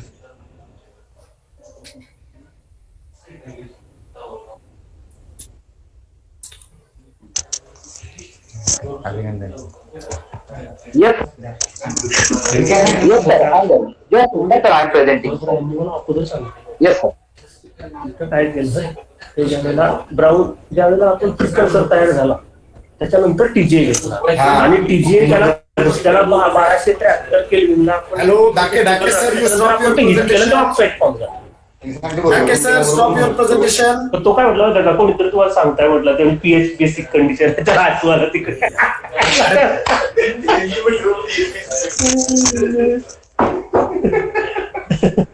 Dake sir. Yes sir. Dake sir mike चालू आहे तुमचा.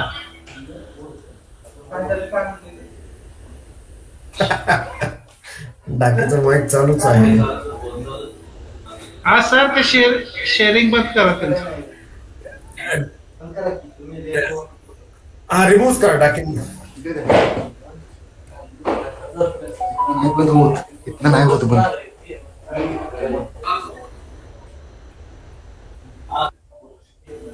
Okay okay okay.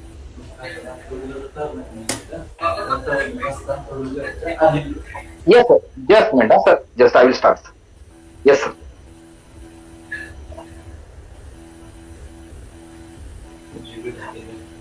Good afternoon, one and all. Basically, my topic of today's presentation is synthesis of. Sir, screen visible है माझी? Hello, sir. Yes, yes, yes. Yes, Okay. yes. Okay, sir. Okay. So, one of today's my topic of presentation is synthesis of benzimidazole derivatives. Basically, all of you, आवाज येतो sir व्यवस्थित? आवाज येतो? Screen full screen करा. Full screen करा. Full करू का? Sir मी mobile वरून करतोय प्रेझेंट. ओके. अच्छा. ओके. हिल केलाय आता? नाही. बरं ठीक आहे. चेक करतो सर. एक मिनिट सर. एकच मिनिट.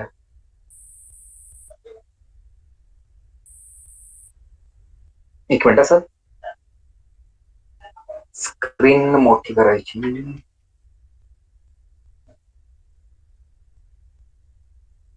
हा sir. Okay sir. Okay. Yes sir. Okay. वेळ जातो सर. एक मिनिट.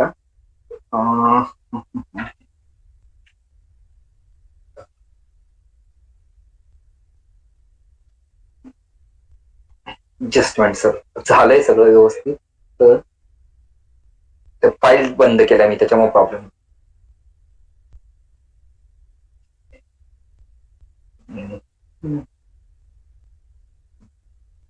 एक मिनिट सर फक्त. एकच minute. Yes sir. Yes sir. Yes sir. हा मी आता करू का?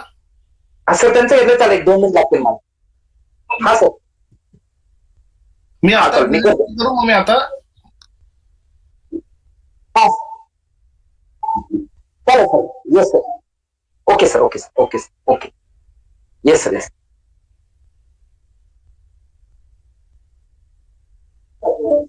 Yes sir. Yes sir. Yes.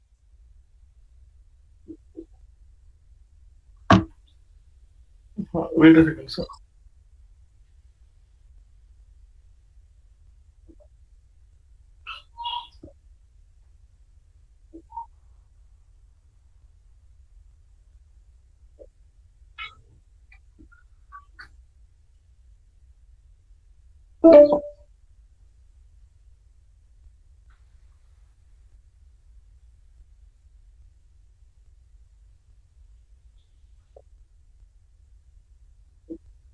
Sir, I have shared on mail with you. Yes, sir. Yes, sir.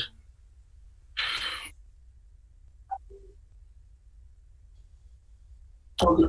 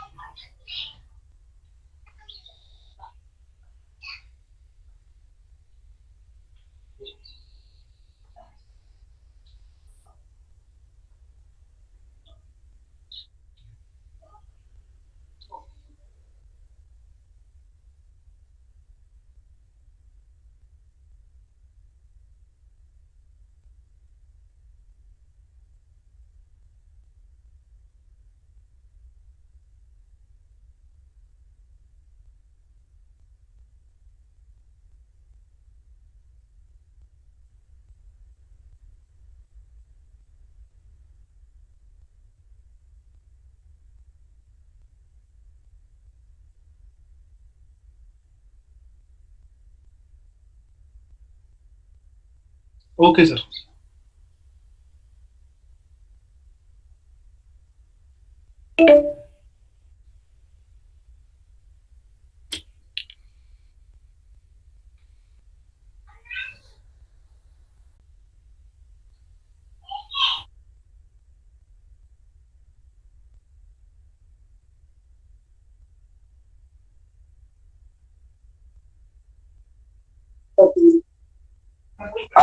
Just minute, sir. 1 minute, 1 or 2 minutes, sir. हाँ sir, नहीं I will do, sir.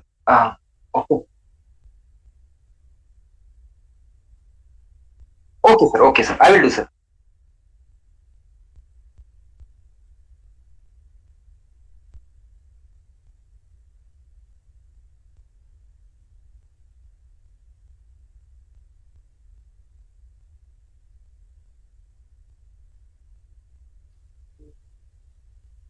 Yes, sir. Yes, sir. Yes, sir. Yes, sir. Okay, sir.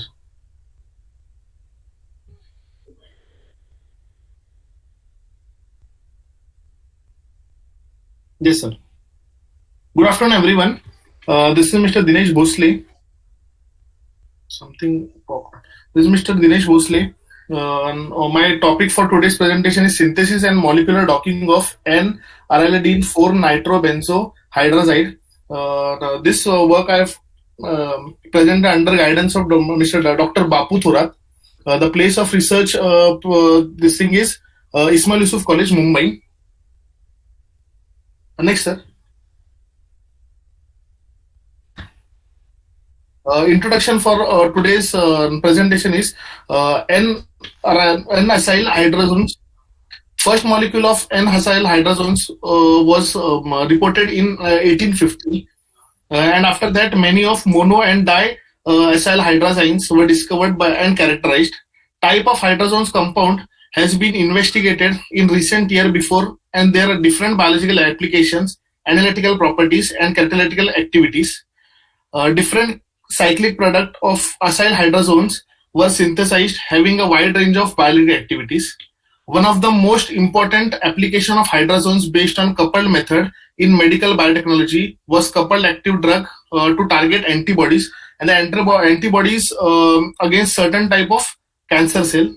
The hydrazone based bond was stable in neutral pH but get rapidly destroyed in acidic environment of lysosomes of the cell. The active drug molecule was therefore released in acidic environment of lysosomes of isocarbazides and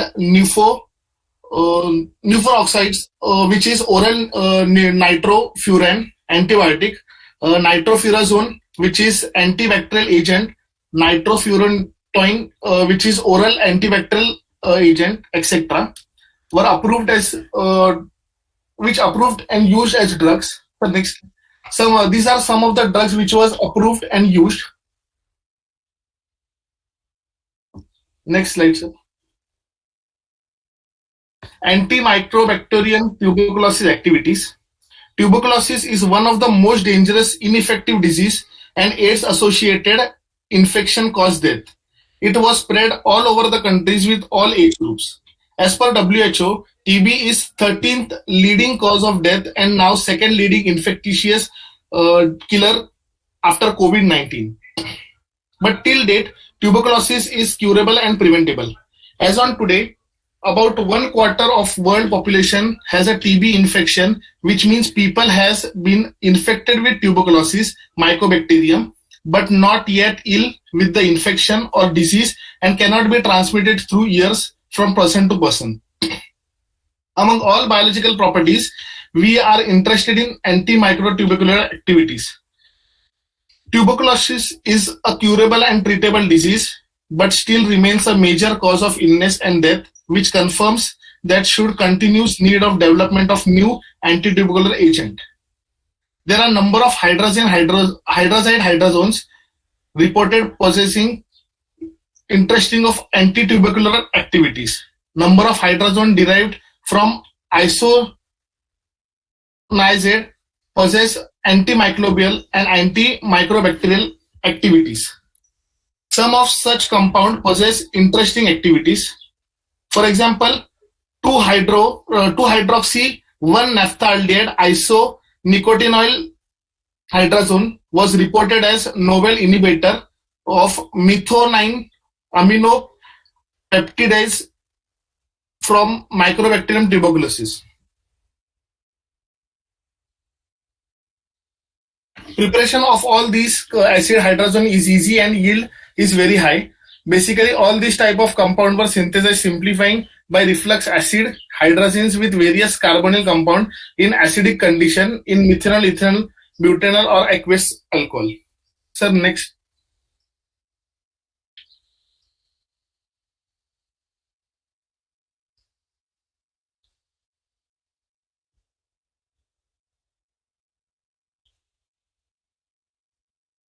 Sir.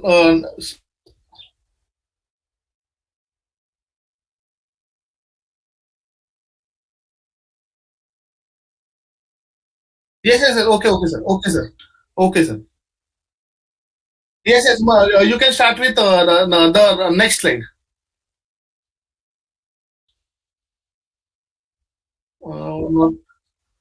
Method, sir. Method. Yes, sir. Dissolving 4-nitrobenzohydrazide in aryl aldehyde in 5 ml of ethanol while stirring with adding 1 drop of acetic acid as a catalysis. Checking with this completion of reaction by monitoring TLC of 10 to 15% of ethyl acetate per liter. After completion of this reaction, I filtered the solid product and washed with cold ethanol. Hydrazone was characterized by the FTIR and NMR spectral analysis. Yes, sir. Next slide.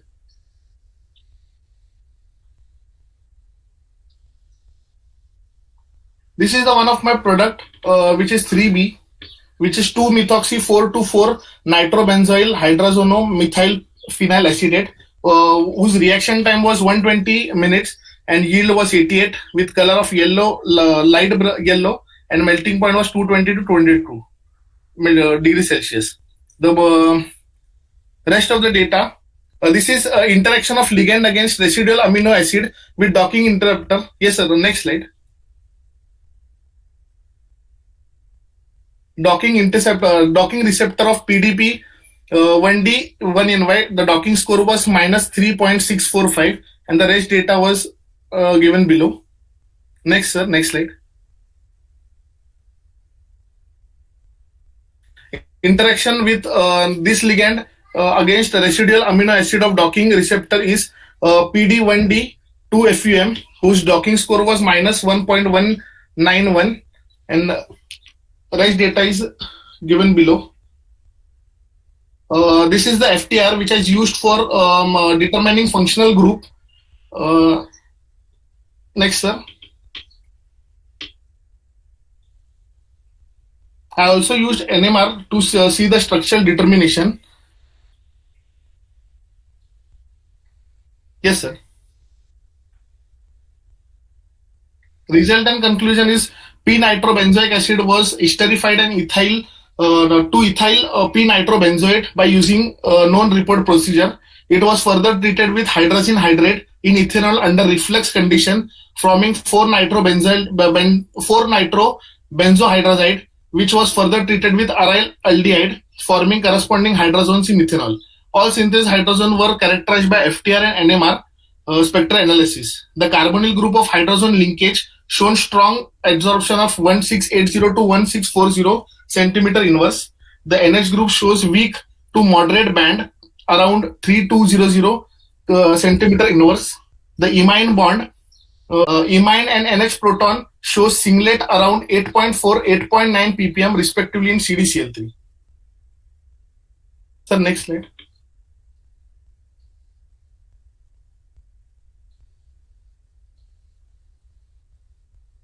Yes, sir, acknowledgement. This is my acknowledgement. Yes, sir.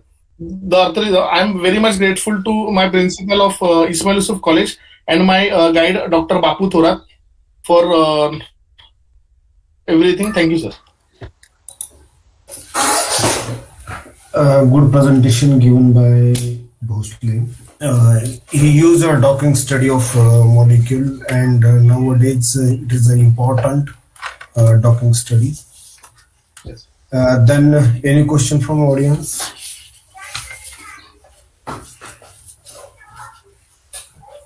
Any questions?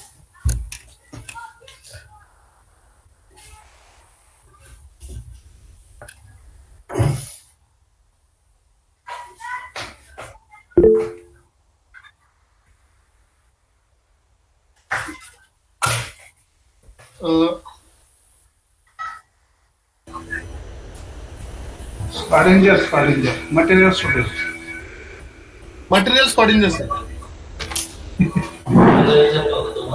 Okay. Then how many participants remain from the session?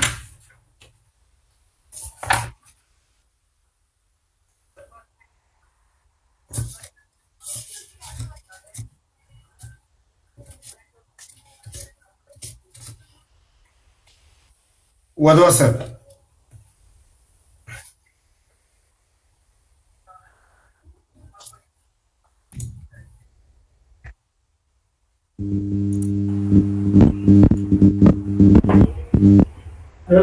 लावलं कुठं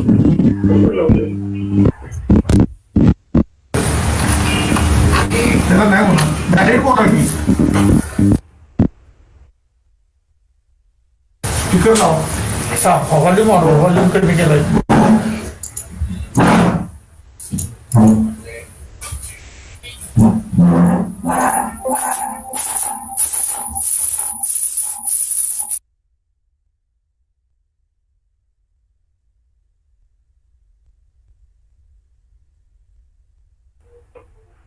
Hello. Yes, sir. Yes, sir. Yes, sir. I can share my screen. Okay, sir. Thank you, sir. Thank you, sir.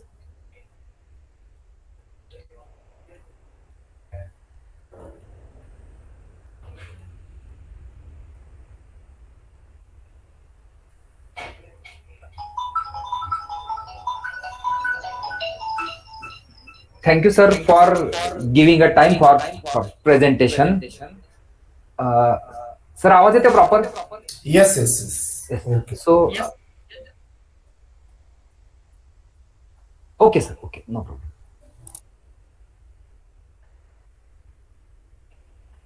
Yes, sir. Hello. No. You full screen. Okay, sir. So today's sir आवाज eco येतोय. Today's topic.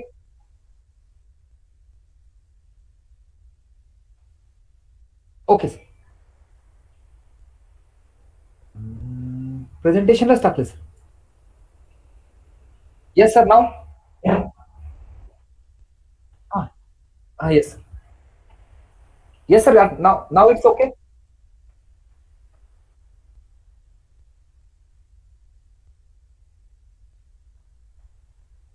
No, sir, I have done.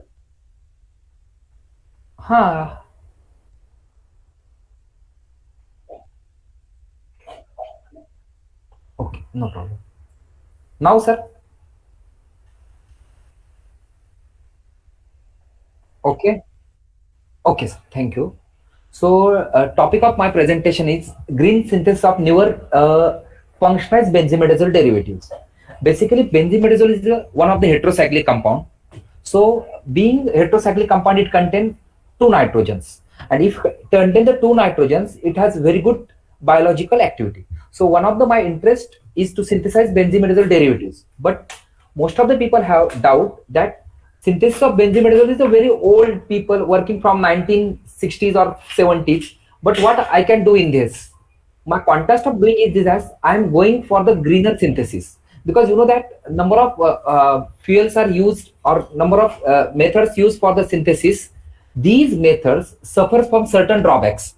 So my work or research work is synthesis of benzimidazole derivatives using sonication and microwave approach. So this is my basic of the research work. So what I have done, Basically, I start with the simple chemicals which are available in my laboratory. I will take orthophenyl diamine and substituted naphthenic acid. So in this particular reaction, I am carrying out this reaction using microwave as well as sonication approach. So what I have done in this method, I have used a very simple, cheap and readily available catalyst like ferrous sulfate. So you can ask a question, why ferrous sulfate? Because ferrous sulfate is act as a good dehydrating agent, and I have carried out this reaction in under microwave approach. So the cost of ferrous sulfate is around 80 to 100 rupees per kg, and this is again one of the advantage of the ferrous sulfate is that it is soluble in water. So you do not require any special organic solvent to remove your product from the reaction mixture. So this is the reason why I use the ferrous sulfate. So what I have done, I take 10 millimole of orthophenyl diamine, 10 millimole of 6-bromo-naphthenic acid, and 5% weight by weight ferrous sulfate catalyst mixed in round bottom flask, and this was kept. Where then you have question is that why I can take the 5% of catalyst. I have done work on 1 to 10%, and I have observed that 5% catalyst is better for the this synthesis, and it gives a better yield. So I can use it for this work. Then what I have done, I go for this reaction by using sonication as well as microwave method.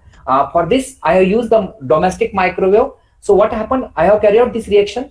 I can get a product with yellow in color. Both are same melting point. In case of microwave, I can take 1110 degree. In case of sonication, 112 degree. By mistake here, something is happened. Reaction time, if you observe, in case of microwave, I require 80 to 90 seconds. In case of sonication, it requires 30 to 40 minutes.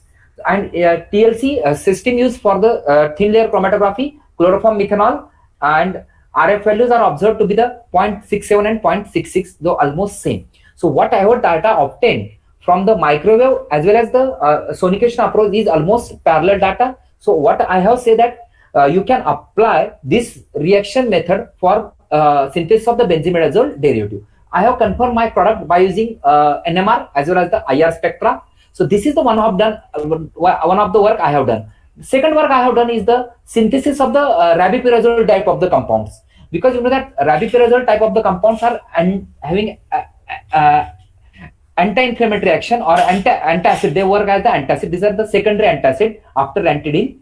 So what I have done in that case, you know that rabipirazole is the most selling molecule, counter selling molecule in the medical stores. So in India, rabipirazole requirement is very high. So even though we are synthesizing this rabipirazole molecule by using the old methods, so that create a lot of pollution. So what I have done, I have used the orthophenyl diamine along with the butyric acid. This is a simple condensation reaction to form the benzimidazole derivative. In this particular reaction, I am using the butyric acid catalyst, and this reaction particularly I have carried out under the sonication method. So this reaction will get completed in 10 to 15 minutes. After completion of step 1, I go for the step 2. This is the step 2 is again synthesis of second benzimidazole molecule. In this case, I am using N-methyl orthophenyl diamine and polyphosphoric acid. So remember, in this case, if I use the another catalyst, that may create a problem. So I am using the polyphosphoric acid in this under the Phillips condition. But in Phillips condition, you require 4 normal HCl and 4 hour reflux. I replace that one by PPA and sonication, and I can synthesize this product. So after synthesis of this particular product, I can go for the sulfonation reaction. And sulfonation is very, very easy. This is performed by using the corresponding sulfonyl chloride in toluene and sonication. So it results in formation of the different products. So I have observed synthesis of this benzimidazole derivatives are easily carried out by using the microwave as well as the sonication method. The compound form are characterized by using the NMR as well as the IR spectra. So this is about my presentation in today's conference. So I am thankful to my head department of chemistry, Dr. R.D. Moite sir, my principal, Dr. Nayak madam, my friend, Dr. Bapu Thorat sir, and all organizing committee and all the referees who have supported me during my presentation. I have certain technical problems. So I am thankful one and all. Thankful. Thank you, sir. Yes, sir. Thank you, Gautam ji. Yes. You present very well chemistry. Yes, sir. Then any question from audience? Second floor में 40 में ये positive room में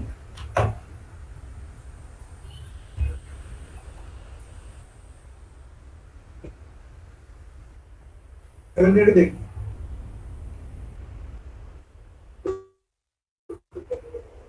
you, sir.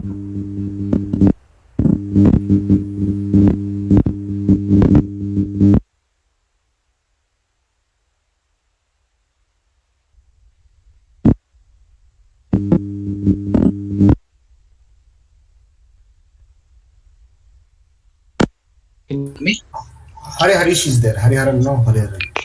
Hari Harish. Okay, I'll share my screen.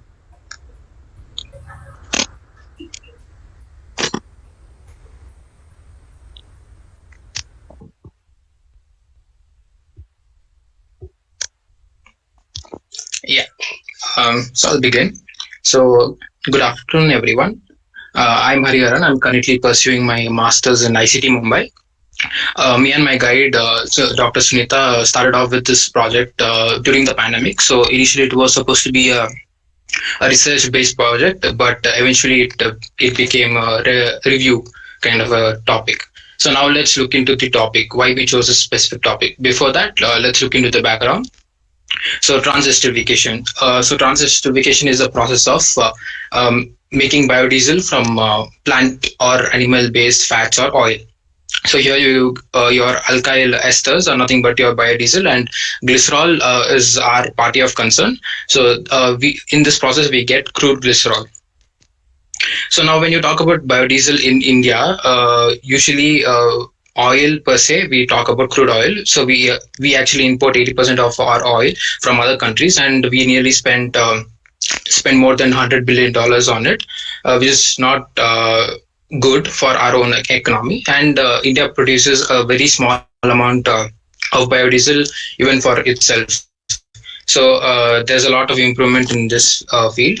So now when you talk about pollution caused due to crude oil, there are air pollution and many metropolitan cities wherein there are high number of vehicles, you will actually find their air quality to be very poor, and along with that you can also find garbage or plastic pollution pretty much dominantly in most parts of our own country. So what could be the solution to all this problem? One thing could be to move towards biodiesel. The other solution is to use biodegradable plastics which don't pollute the environment. So now when you talk about glycerol production, so here's when you look into US market, because it's the largest market for for biodiesel, you can see that over the years it is predicted to increase the biodiesel production. Likewise, as glycerol is being dumped in the market, the cost of glycerol, crude glycerol as well as pure glycerol will drop over the years. So now looking into the uses of glycerol. So glycerol has a wide application. It's used as in moisturizers, sanitizers, food preservatives, solvents, sweeteners, as well as to make nitroglycerol and etc. When you look at the research areas where glycerol is trying to be used, it's used in hydrogen production and as a potential fuel additive, because you get this thing as a byproduct of fuel production to be used in bioplastics, as well as to oxidize glycerol and then use its byproducts, then to reduce glycerol to get simple alkanes, and then to fragment glycerol to get alcohols, for example ethanol or methanol. So now when you look into the types of oxidation, there are basically four types. One is thermal catalytic oxidation for electrolytic catalytic oxidation, then photocatalytic oxidation, and then microbial oxidation. We are concerned with the first three, so thermal, electro, and photocatalyst. So now when you look into this is one pathway that usually you'll see for glycerol oxidation. So glycerol to dihydroxyacetone, and then to hydropyrronic aldehyde and hydropyrronic acid. Then glycerol can also be converted into glyceraldehyde and then glyceric acid. From there, tartanic acid, mesoxylic acid, and oxalic acid. So now here's a table which contains catalysts for thermal oxidation. So the first you can see this is a catalyst made up of gold, platinum, and zinc copper oxide, which has moderate conditions, so 80 degrees Celsius before, and the reaction was carried out for 4 hours. And so conversion refers to the percentage of glycerol converted to some other compound at the end of the reaction. So here selectivity refers to what percentage of this particular compound was preferred in the total reaction.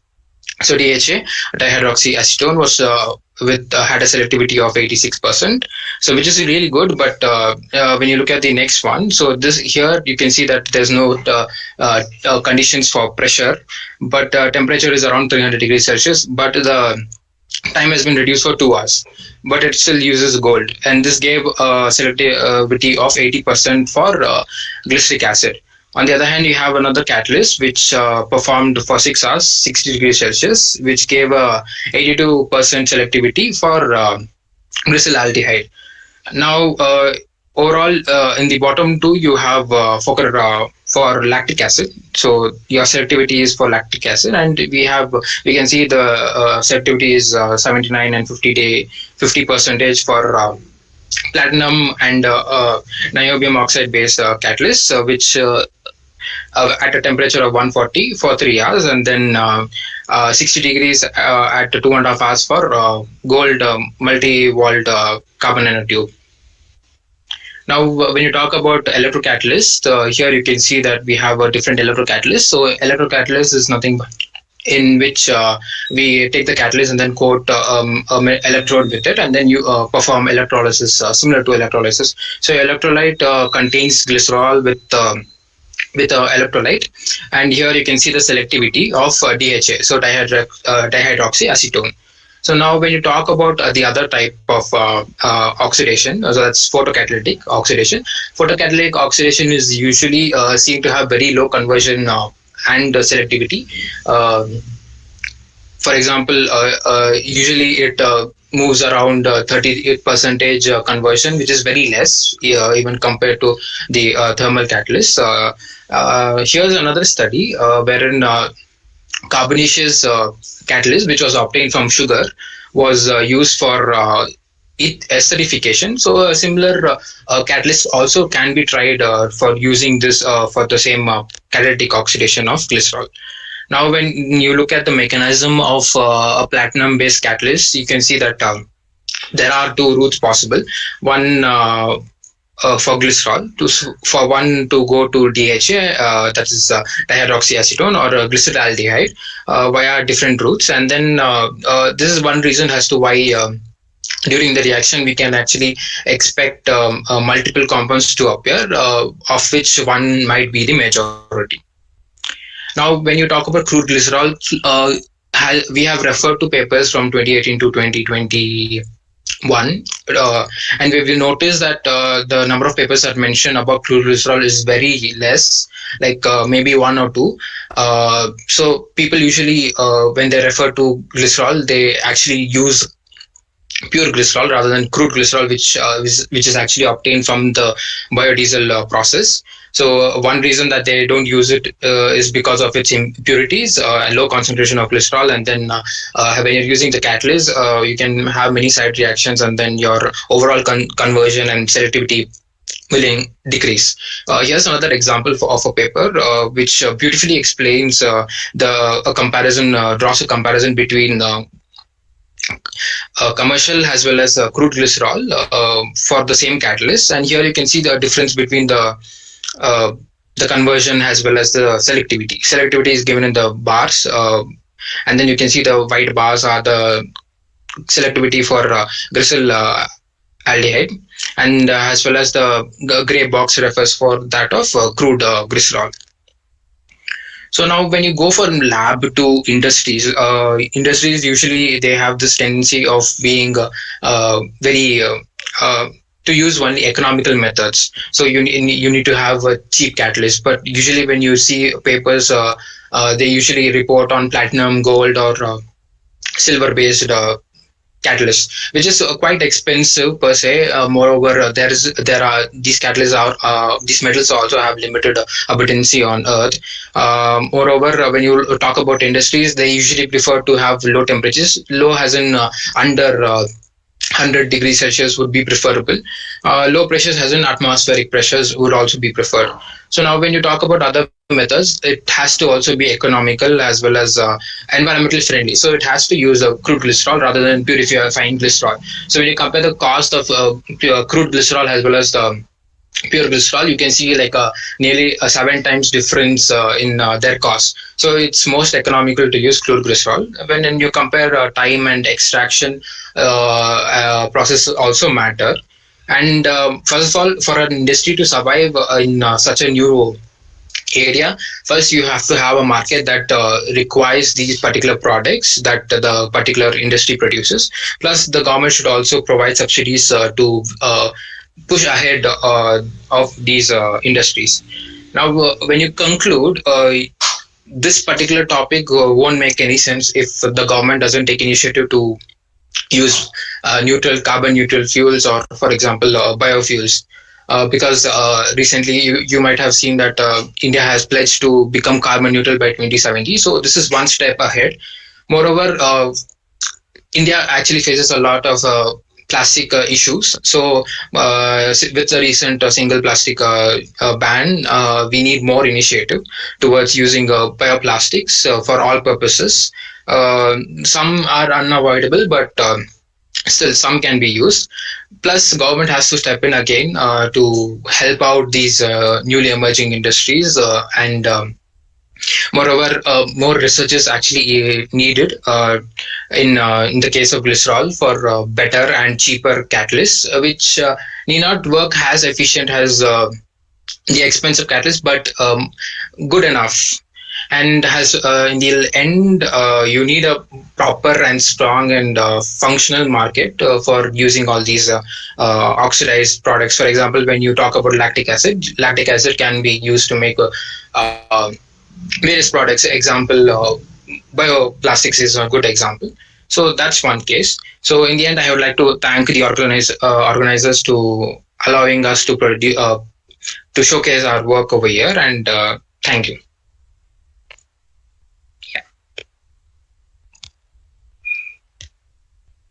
Yeah. Very good presentation by Harish.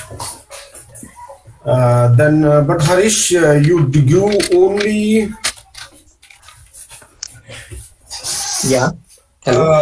But you give only presentation. You self work on this preparation of this glycerol or biodiesel. I didn't get you. Then your work, you give a literature survey about. About glycerol. So this is actually a part of a larger paper which talks about glycerol in generality, how we can use it, because as many countries are opting to use the biodiesel, the amount of glycerol that is being produced in the market is also increasing. So rather than putting that to waste, we can use it. It's like making use of whatever you get. Okay. You do work in this field. Very good, exciting field is there. Our countries scattered go from the scarcity of diesels fuels. Yeah. Okay. Then anyone question from audience?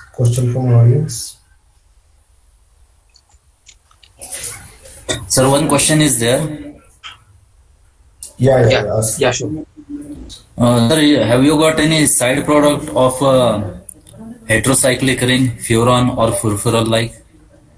No, since this is oxidation, usually we get to see these compounds. For example, as seen in the screen, right? So usually you get these fragmented compounds. I mean, oxidized. You don't. So far that we have referred around 100 plus papers, and we have not seen any cyclic compounds per se. Yeah. Any question?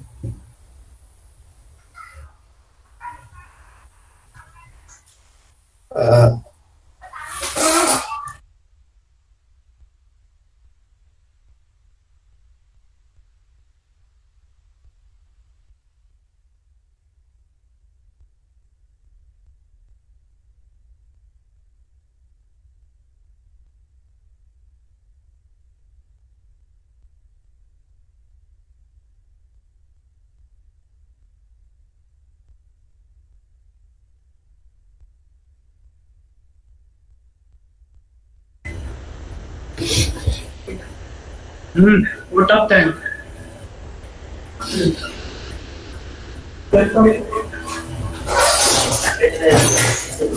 Yes, thank you. Yes.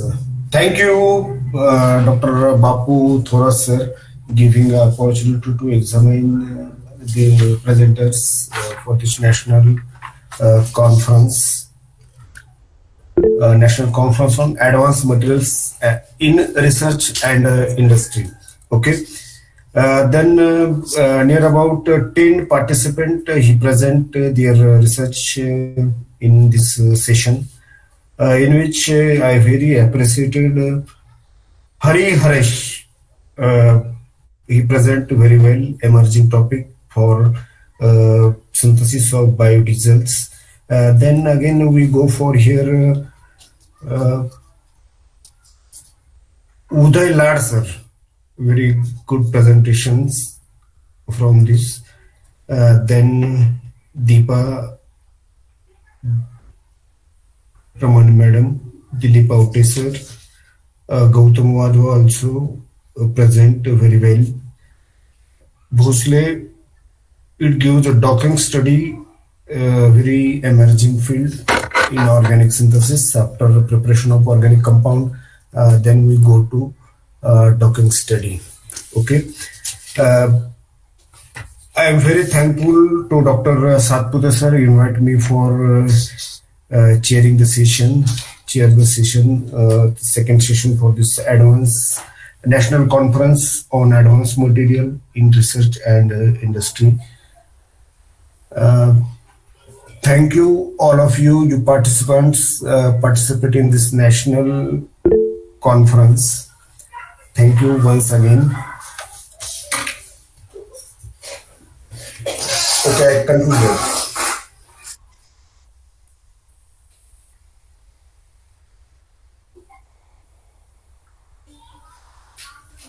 Thank you, Gandhi sir. Good afternoon to all. It gives me an immense pleasure to deliver the vote of thanks to all dignitaries joined for this technical session of today's National Conference on Advanced Materials in Research and Industries. I would like to thank our supervisor, Dr. Borade sir, who honored this function with his knowledge and expertise. I would like to thank Honorable Principal, Dr. Satpute, Head of the Department, Dr. Chapulikar Madam, staff members and students, participants, volunteers for making this session successful. Once again, I thank you all for your attention. Thank you. Gandhi sir.